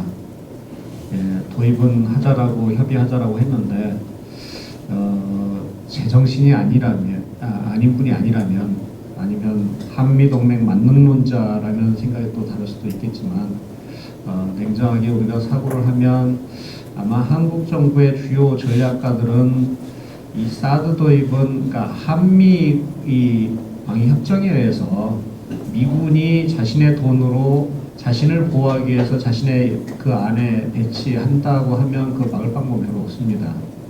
근데 그냥 그러면 들어오면 됩니다. 근데 왜 자꾸 이렇게 이것들을 밖으로 흘리고 이것이 한국의 그러니까 단순히 주한미군의 방이나 용도가 아니고 한반도의 그러니까 한국의 어떤 방어를 위해서 한다고 자꾸 이렇게 하는 이면에는 결국은 제가 보기에는 돈의 문제가 개입된 것이 아닌가라는 생각이 듭니다. 그러니까 결국은 한국이 돈을 내서 좀 이렇게 배치해주고 그다음 수량도 좀 더 많이 사주고 그렇게 해달라는 암묵적인 사실은 희망이 있는 거고, 한국의 입장에서는 아예 뭐 정 들여야 된다면 들어오시는데 우리가 부지 정도는 해주겠지만 들어오는 비용은 그걸로 하고, 추가적으로 하는 건 또 그다음 문제니까 그 시간 많이 걸리고, 또 부지 선정하는 문제도 시간 많이 걸릴 거고, 사실은 미국도 뭐 여러 가지 협의하고 뭐 이거 하려면 시간 걸리니까 그거 안에 많은 변수가 있기 때문에 일단은 현재 이 국면에서 우리가 그 카드는 쓰되 실제 도입하는 건 또 다른 문제다라는 생각이 아마 있을 수도 있고요. 미국의 입장에서는 이 기회에 빨리 그냥 미국 국방부 대변인도 얘기했고 심지어 오바마까지 나서서 이제 그 기정사실화 하듯이 당연히 처음은 이제 한국 여론도 있고 여러 가지 있으니까 처음은 아마 그 자체 무기는 한기는 하더라도 그 다음은 이제 한국이 알아서 다 더 이렇게 한국을 위해서 사주는 게 어떠냐라고 지금 밀어붙이는 거. 그래서 제가 보기에는 이 긴 과정이 있는 것 같습니다. 그래서 동상이몽의 게임이 지금 시작된 거고요, 사실은. 그래서 그런 의미에서는 이제 다 모든 게 고정된 게 아니다. 근데 문제는 우리가 이 달리는 기차를 타면서 이걸 멈출 수 있다라고 생각하는데 과연 우리가 지금 현재 생각하시는 분들이 갖고 있는 의도대로 될 건가? 미국이 훨씬 더 고단 수혜수를 쓰고 있고 이 게임을 하고 있는데 과연 우리가 이미 그 가속화 붙고 막상 도입하겠다 협상 테이블로 간다가 그럼 우리 못하겠다라고 이런 게임을 할 수 있을 만한 분들이 과연 있을까? 이제 그런 것들이 대단히 사실은 의구심이 드는 거고, 그리고 거기에서 상당히 우려가 많아지는 거고, 그리고 우리가 충분히 생각지 못했던 변수들, 특히 중국 변수라든가 이런 것들이 생각보다 간단치 않다라는 지금 상황인 거죠. 그리고 두 번째 질문에 대해서는 중국의 입장은 분명합니다. 시진핑 시기 들어서 중국이 아이덴티티를 자아 정체성을 과거에는 발전도상국에서 강대국으로 가져오면서 이제는 강대국으로서의 위신을 세우고 그에 따른 국제적 책임도 하고 강대국의 이익에 손상을 주는 국가는 반드시 거기에서 대응을 해주겠다는 생각이 분명해졌어요. 그것은 북한에 대해서 그렇게 얘기를 해왔는데 이제는 한국에 대해서도 똑같이 그 원칙을 적용하겠다는 겁니다. 그런 차원에서 보면 우리는 과거는 항상 결국은 중국은 가재는 개편이야 라고 했는데 이제는 그게 아닌 거지요. 그래서 북한의 그 핵 문제라든가 미사일 개발에 관해서는 중국이 분명히 아프게 해주겠다는 생각이 분명합니다. 그래서 대신 한국이나 미국이 원하는 것처럼 중국식의 표현을 하면 융단 폭격을 해가지고는 그건 해결을 못한다. 오히려 사상자가 훨씬 불필요한 사상자들, 북한 민간이죠. 너무 엄청난 인도적 재앙들이 발생하고 그걸 감당할 수가 없다. 따라서 대신 우리가 타겟으로 하는 것은 핵과 미사일 개발이니까 그 핵과 미사일 개발에 필요한 그 자금줄 그리고 그에 관련된 부품들 이것들을 아프게 타격을 하는 방법들을 우리가 모색하고 있고 그거는 적극적으로 협조를 하겠다는 게 중국의 입장이고요. 문제는 그걸로서는 북한의 비핵화를 멈추지 못한다. 그리고 북한 정권의 붕괴도 곤란하다. 어렵다. 현실적으로도 어렵다. 당위적으로도 중국의 현재로서 이익이 안 되지만 현실적으로 어렵다라는 생각을 분명히 갖고 있어요. 그런 차원에서 볼 때는 그 다음에 게임을 어떻게 진행할 것인가에 대해서 사실은 한중 그 다음에 미중이 사실 공모를 해야 되는데 그 단계를 현재로서 나갈 수 없게 만드는 것이 이 사드 문제의 대단히 또 중요한 그 부작용인 거죠. 그래서 중국도 사실은 대단히 당혹해하고 있습니다. 하긴 해야겠는데 너무 한국에 선물을 주기 싫고 미국은 또 이것을 미중 전략 경쟁 차원에서 활용하고 있기 때문에 거기에 말려들기도 싫고 그렇지만 북한의 행태에 대해서는 분명히 제재를 가야겠고 이 딜레마에 중국도 있는 겁니다. KBS와 YTN 연합에서 여론조사를 보니까는 국민들이 한 67.8%, 거의 한 70% 정도가 사드 찬성으로 나오더라고요. 사실은 이렇게 막 휘몰아치는 데는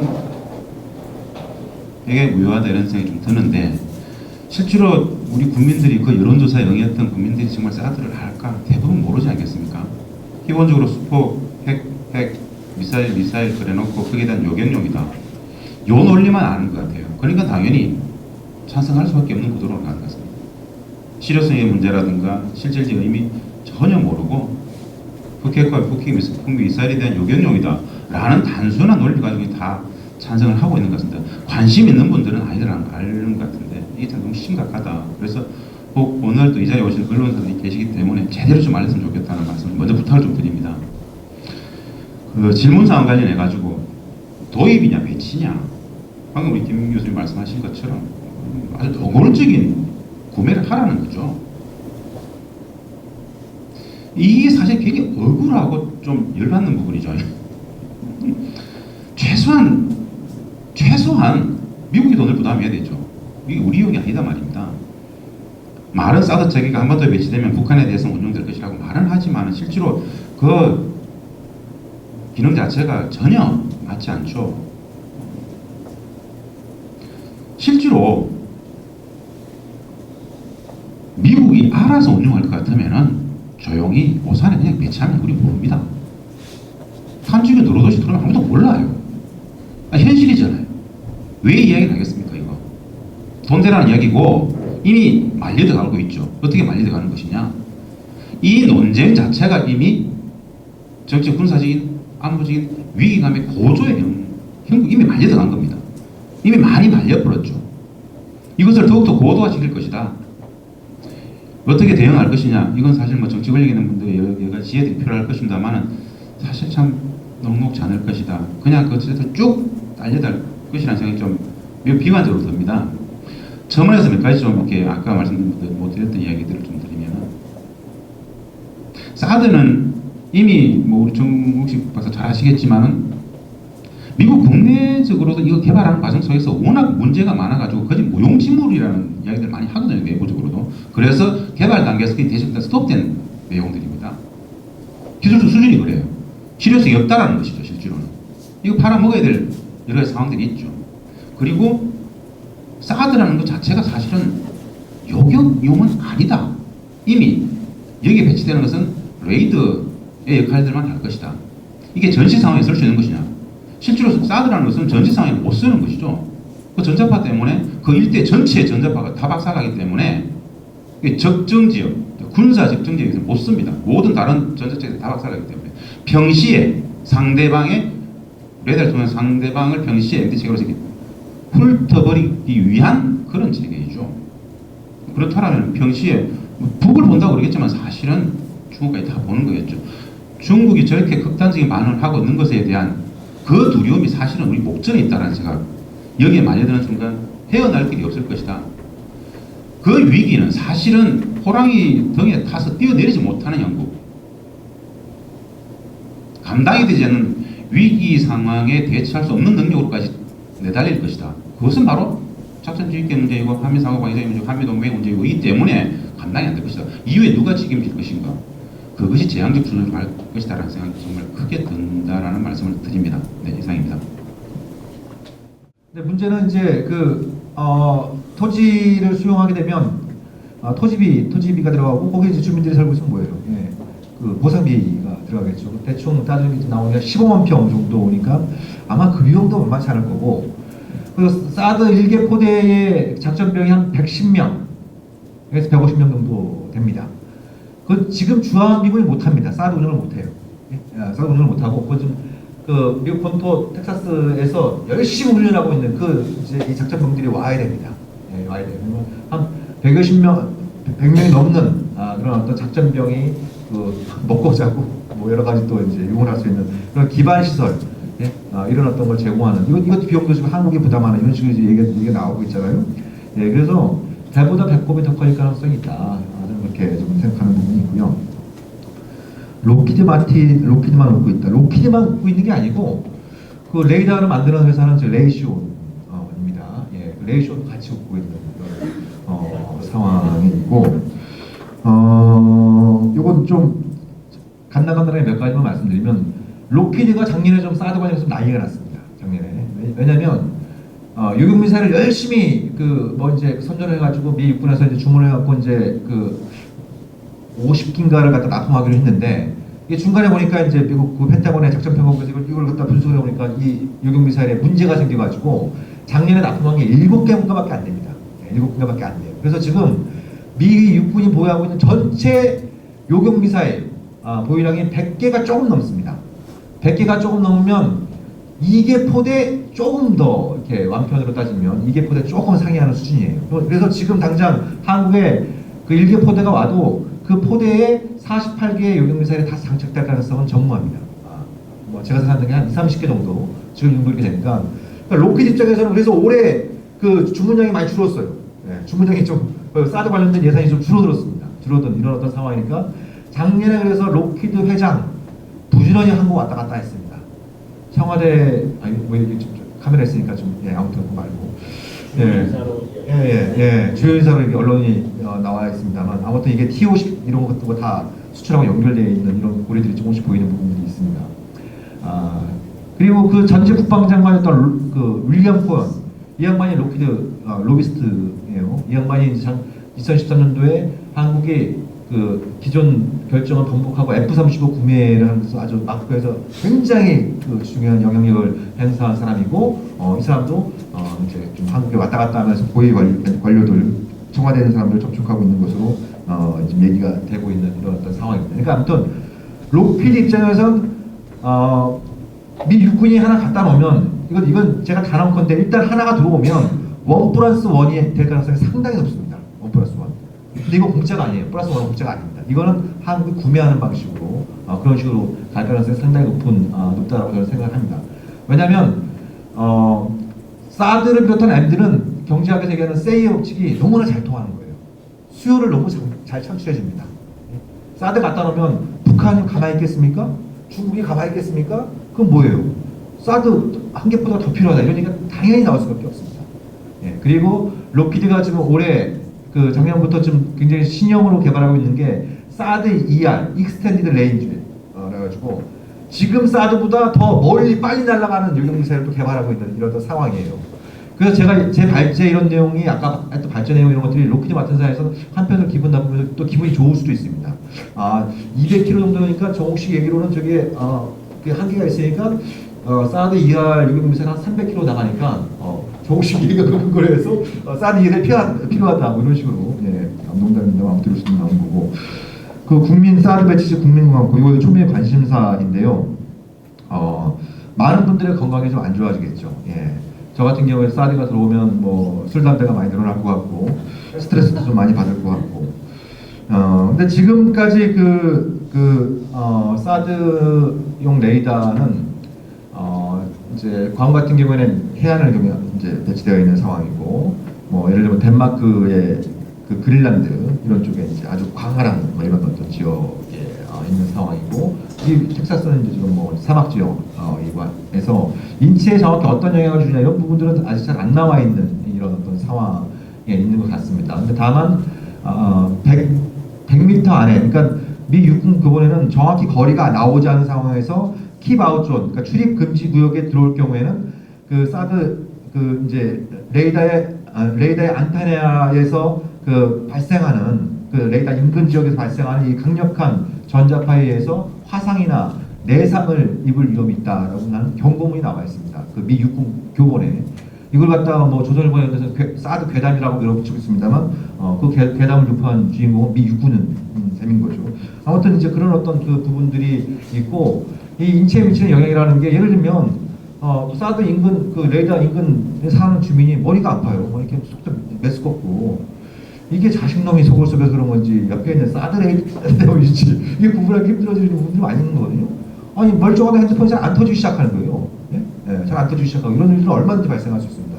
이 사드 레이더에서 복원하는 전자파에 의해서 그래서 제가 생각하기에는 이런 어떤 그 부분들 같은 경우에는 좀 정확한 특히 이제 민변 이런 데서도 정확한 어떤 환경영향 평가에 대한 어떤 정보 공개 이런 부분도 좀 강하게 요구를 해야 되는 부분이 아닌가 이런 생각이 듭니다.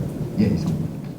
우리가 되게 뭐 말이 안 되는 것 같았지만 법원에 제기했을 때 일정 정도 많은 그래도 이제 어떤 법 해석에 대한 그 법에 대한 평가, 한국법이 어느 정도 적용될 것인가 하는 거에 대한 몇 가지 판단들을 받은 바가 있습니다. 그건 환경적 문제에서도 그렇고 건강과 관련된 문제에서도 그렇고 이게 한국에 어쨌든 사드가 한국에 배치되고 도입되는 과정에 우리 국민들에게 구체적으로 영향을 미치는 수많은 뭐 승인, 수용, 뭐 보상 등등등 여러 가지 과정들이 있을 텐데요. 그 과정들에서 이 문제를 어떤 규범적인 문제를 법적인 문제로 제기함으로써 이것이 안 된다라는 여론을 우리 국민들과 함께 나누고 함께 하기 위해서 그 말씀하신 것처럼 지금 이 전자파 문제도 우리 법원에서 인정한 적이 없어요. 우리가 전원개발촉진법이라든지 이런 환경 관련한 소송을 여러 번 했었는데 우리 법원은 그게 유해하다라는 판단을 꼭 한 적은 없습니다. 그런데 법원도 이것이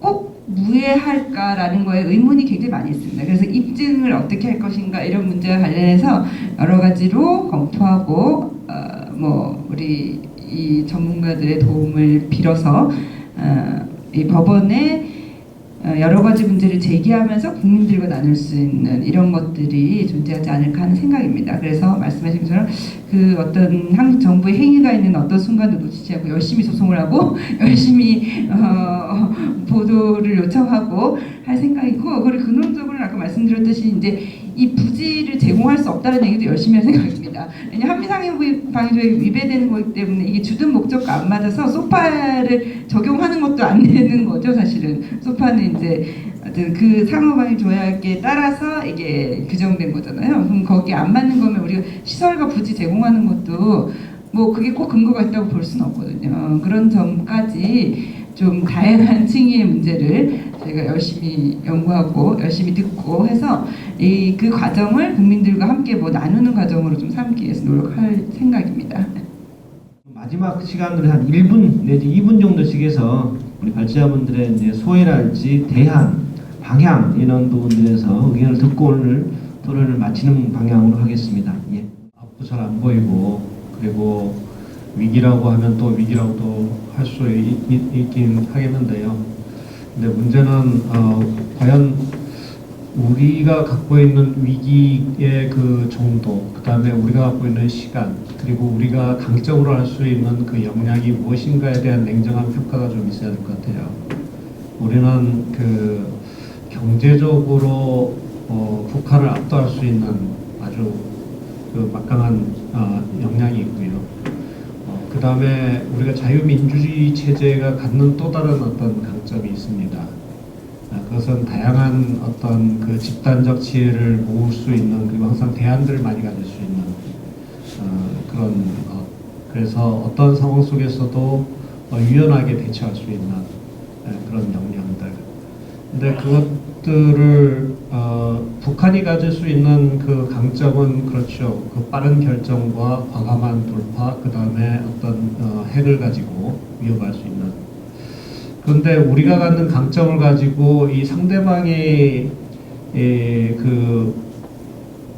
어떻게 우리가 이것들을 활용할 수 있을까를 좀 더 이 연구를 하고 그리고 그런 방식으로 가야 되는데 상대방이 강한 방향으로 우리도 똑같이 하려고 하는 것 같아요. 그거는 제가 보기에는 그렇게 상당한 그 대가를 치러야 되고 그리고 좋은 전략은 아니라고 생각합니다. 그리고 또 하나는 우리는 그 중견국입니다. 강중국 정도 우리가 그에 합당한 외교를 해야 된다고 생각합니다. 그것은 맹종하고 추종하고 거기서 편승해서 살아가는 약속도 아니고 그렇다고 우리가 우리 마음대로 모든 걸 우리가 원하는 대로 다 할 수 있는 그런 강대국도 아니고 그렇다면 선택과 집중을 해야 되고요. 그리고 명민하게 그리고 보다 전략적인 시각을 가지고 어떻게 하면 제한된 재원과 역량을 가지고 우리가 원하는 목표로 나갈 수 있게끔 하는 그게 필요한데 우리는 말씀은 마치 초강대국처럼 해요. 그런데 행동을 나중에 보면 가장 약소국의 그 전형적인 그러면서 그 희생과 그 비용은 다 국민들이 지불해야 되는 그런 상황으로 가게 됩니다. 지금도 그런 것이 아닌가 하는 우려가 있고요. 그래서 빨리 강중국의 외교, 강중국의 안보 정책을 우리가 회복해야만이 이 게임을 할 수 있다라는 생각을 해봤습니다. 사드 그럼 대안이 뭐냐 이런 얘기들이 있습니다만 대안은 아까 우리 김지한 박사님 말씀하신 부분들도 포함된 거고 박근혜 대통령께서도 그렇게 말씀하지 않습니까? 북한이 체제 유지를 위해서 핵과 미사일을 만들고 있다. 네? 이렇게 말씀하셨잖아요. 어제도 그런 말씀하셨고, 좀 말씀이 앞뒤가 안 맞아서 좀 알아듣기 힘든 부분이 있습니다만, 아무튼 그렇게 말씀하신 거는 뭐냐면, 어쨌든 북한은 살아남으려고 만든 거잖아요. 예. 그걸 살려고 만든 걸 죽으려고 쓰겠냐는 거예요. 예. 기본적으로. 그러니까 이 핵이나 북한의 미사일의 어떤 공포, 그걸 이용하는 사람들이야 뭐 그렇다 치더라도 우리가 쉽게 그걸 뭐 현혹될 필요가 없는 거고, 미국과 동맹이 있는 한국은 세계 최강의 대북 억제력을 갖고 있는 이런 어떤 상황입니다. 억제는 기본적으로 북한이 우리를 공격하면 그거보다 몇 배, 수십 배, 수백 배 공격할 수 있는 능력을 과시함으로써 나를 못 건드게 하는 거잖아요. 예. MD, 사드 이런 걸 넘어서 거기 때문에, 그렇기 때문에 우리가 그 냉전 시대를 뭐 긴평하다, 불온한 평하다 이렇게 얘기하는 가장 핵심적인 이유가 그거지 않습니까? 미국과 소련이 MD 안 만들고 그랬기 때문에 그런 어떤 그나마 이제 그런 그 긴평화, 불온한 평화 가능했다고 하는 부분인데, 지금은 뭐 정반대로. 그래서 오히려 한반도가 처한 거는 냉전 시대보다, 제가 아까 발제문에 잠깐 뭐 발표를 못 드렸습니다만, 경제적으로 보나 안보적으로 볼 때, 외교적으로 볼 때 냉전 시대보다 훨씬 더 좀 못한 처지를 자처하고 있는 이런 측면들이 있다, 이런 어떤 생각이 드는 것이고, 결론적으로 말씀드리고 싶은 거는 대안이 뭐냐 이렇게 많은 분들이 얘기합니다만, 가보지 않은 길을 가보는 겁니다. 예, 제가 판단하기에 협상다운 협상 지금까지 한 번도 없었습니다. 그 문 앞에는 가봤죠. 예, 문 앞에는 몇 번 가봤습니다. 예, 그렇지만 그 문 앞에서 플레이어가 바뀌거나, 뭐 마음이 바뀌거나, 그래서 이제 그 문을 열고 들어가는 것이 아니고 그냥 문 앞에서 발길을 돌리는 이런 경우들이 몇 번 있었기 때문에, 정말 근본적인 문제, 북한이 핵무장이 아니라 다른 수단에 의해서 안보를 보장받을 수 있다고 하는 확신을 줄 수 있는 그런 어떤 근본적인 문제, 평화체제 문제, 북미 간의 수교 문제, 한국의 협정을 추구하지 않겠다고 하는 근본적인 문제, 한반도 군축 문제, 이런 어떤 근본적인 문제를 가지고 테이블 위에 올려놓고 협상을 하겠다라는, 가보지 않은 길을 가는 것이 제가 보기엔 유일한 대안이다라고 생각하고, 그런 어떤 의지와 해법과 안목을 갖고 있는 정치 리더십을 만드는 것이 가장 중요한 우리의 과제가 아닌가, 이런 생각이 듭니다. 좀 더 근본적으로 보면은 지금 벌어지고 있는 모든 형국의 초점에는 북한이 있습니다. 북한, 북핵. 우리는 북한을 정말 제대로 아는가? 북한은 평화공존의 대상인가? 흡스통일 내지는 붕괴, 즉 제압의 대상인가? 이 관점들이 좀 교차하고 있는 것 같습니다. 지금 후자 쪽으로 막 몰려가는 것 같습니다. 그래서 평화가 사라지고 전쟁의 기운들이 계속 달려오고 있다. 저는 기본적으로 정책 리더십을 보자면 정책 결정에 여러 가지 문제들을 제기를 하는데, 이 모든 건재에는 알고도 그러는 것이 아니라 무지가 있다. 북한에 대한 정말 총체적 무지가 있다. 국민들뿐 아니라 정책 결정을 담지하는, 대북 정책을 담지하는 그들도 너무 모른다. 이 모른다는 것이 재앙이다. 그래서 사실은 북핵 문제의 본질은 평화협정 요구다라는 이것을 도무지 풀어내지 못한다. 북을 너무 모르기 때문에, 너무 일반적으로 우리식 기준에서 보고 있기 때문에, 적대적 대립적 분단 체제가 양산하는 북한에 대한 왜곡일 수 있다라는 생각을 합니다. 방금 우리 정옥식 박사 얘기했던 것처럼 우리에게 분단을 해서 평화로 가는 것이 헌법적 가치이고 평화통일 헌법적 가치다라면은 거기에 맞게끔 남북 관계를 평화적으로 안정적으로 관리한다는 것은 국가적 리더십의 요체이겠죠. 다시 이성을 가지고 대화 협상 대화 말고 이 문제를 풀 수 있는 어떤 방법도 없다. 정말 전쟁을 하자는 것이냐? 아니다. 그렇다면 평화가 궁극적 가치라면은 내려놓고 다시 대화를 풀어야 된다. 이 정부 들어오자마자 북한이 요구했던 최초의 제안이 뭐였느냐? 북한은 박근혜 대통령이 딱 들어오자마자 최초의 제안이 그거였습니다. 1972년 7.4 남북 공동성명과 90년 남북기본 합의 6.15, 14, 이 역사적인 4대 합의를 지금 당장 실천할 때 대하여 협상을 하자 그랬었어요. 언론들은 많이 안 받았습니다. 그거. 우리는 일축했죠. 진정성이 없다. 과연 그렇게 진정성이 없다고 일축할 수 있는 사안인가? 그 역사적인 4대 합의를 지금 당장 실천하자고 이야기를 하는데, 그것을 그렇게 무시할 수 있는 제안이었을까? 다시 우리 스스로 이 형국을 제대로 판단하고 평화주의적 관점에서 대화 협상을 풀어야 된다, 이 말씀을 드리고 싶습니다. 감사합니다. 제가 강조하고 싶은 것은 이 헌법에 우리에게 많은 답이 있다. 우리나라 헌법에는 여러 가지 이제 국민들의 요구, 물론 그것도 부족하다 이렇게 해서 뭐 그게 있지만 그 정신을 실현하기 위해서 각계각층에서 열심히 노력하는 것이 매우 중요하겠다라는 말씀을 드리고 저에게 주어진 임무도 그렇게 하겠다라는 말씀을 드리는 것으로 정리하면 될 것 같습니다. 어쨌든 이 현실은 매우 서글픈 것 같습니다. 우리와 관련한 직접적으로 관련된 운명을 여러 많은 사람들이 얘기하고 있는 현실은 매우 서글프지만 또 기회가 있겠죠. 말씀하신 것 평화를 위한 노력들을 계속해 나가는 과정이 또 그 기회를 만드는 길이 될 거라고 생각합니다. 이상입니다. 예, 약 2시간 한 10여 분에 걸쳐서 토론을 좀 했습니다. 사드라고 하는 게 사실은 전문가들조차도 사실은 이 부분들에서 여러 가지 각도에서 해석될 수 있고 일반 국민들이 굉장히 좀 거의 모르다시피 하는 부분들인 것 같습니다. 그래서 오늘 그 토론회 속에서 몇 가지 좀 합의 내지는 좀 어느 정도의 어떤 그 결론적인 부분도 좀 도출될 수 있지 않나라는 생각에서 한번 제가 임무적으로 한 몇 가지를 좀 정리해보자면은 어떤 사드와 관련해서 일단은 사드는 어떤 군사적인 실효성이 없거나 적다라고 하는 점, 이 점들이 있고요. 또 하나는 사드는 어떤 대북용이 아니거나 또는 적거나 최소한 대중국을 겨냥한 것으로서 일본과 미국에게 이익에 봉사할 가능성이 높다 이렇게 평가할 수 있을 것 같습니다. 또 하나는 사드가 도입 내에 배치되는 경우에 있어서는 중국과의 어떤 그런 군사적, 경제적 충돌이 높아질 것이고 특히 경제적인 부분도 관련해서 상당히 우리 한국이 중국에 대한 경제적 의존도가 무역 의존도가 많은 상태에서 그 불이익이 막중할 가능성이 높다 이런 지점이고 또 하나는 북핵의 어떤 대항 또는 해결하는 수단으로서는 사드가 적합하지 않다. 꼭 적실하지는 않는 측면이 있다. 이렇게 이야기할 수 있을 것 같습니다. 또 하나는 헌법적 관점에서 보면 국민의 어떤 건강권 또 평화적 생존권을 위협하는 것이다. 그리고 마지막으로는 공짜는 아니다.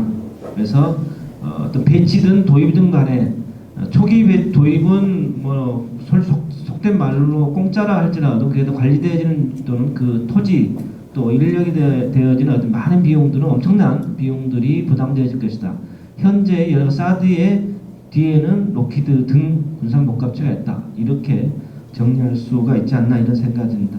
그러나 이런 해결책이 있는가라고 하는 부분 여러 가지 의견이 있습니다만 어떤 현재적으로 북한을 상대로 한 어떤 대북 적대시 정책 또 미국의 적대 정책으로 인해서 핵 개멸 작전이라고 하는 부분들이 여전히 군사적 긴장도를 높여주고 있다라고 하는 점들이 있습니다. 그래서 최소한의 미국 북미 수교 또는 북한을 상대로 한 적대시 정책들이 해소되어지는 것이 하나의 어떤 선제적인 방법이 아닌가라는 것이고 또 하나는 남북 간에 있어서의 어떤 정전 협정을 평화적으로 대체하기 위한 여러 가지 움직임들이 필요하고 아까 김재현 교수님 말씀하셨던 것처럼 여러 가지 우리가 이 사제 합의뿐만 아니라 기존의 어떤 육자 합의라든지 여러 가지 북미 간 또는 우리 남북 간 또 육자회담 여러 가지 각도에서 이제까지 해왔던 그러한 이제까지 대화와 기존 합의 부분들의 정신을 다시 이어받아서 대화와 소통의 방법을 다시 찾아야 한다.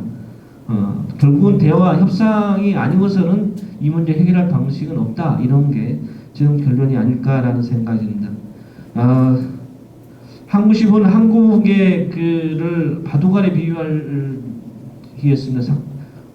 미국과 중국 간의 대결 상태에서 초나라와 한나라와 관계 속에서 우리가 피해를 보는 그런 바둑알도 되지 않기 위해서는 여전히 우리 북미 간에 또는 남북 간에 또 여러 가지 동북아 질서를 가지고 있는 나라들 간의 여러 가지 대화 협상이 필요하지 않나 이런 생각입니다.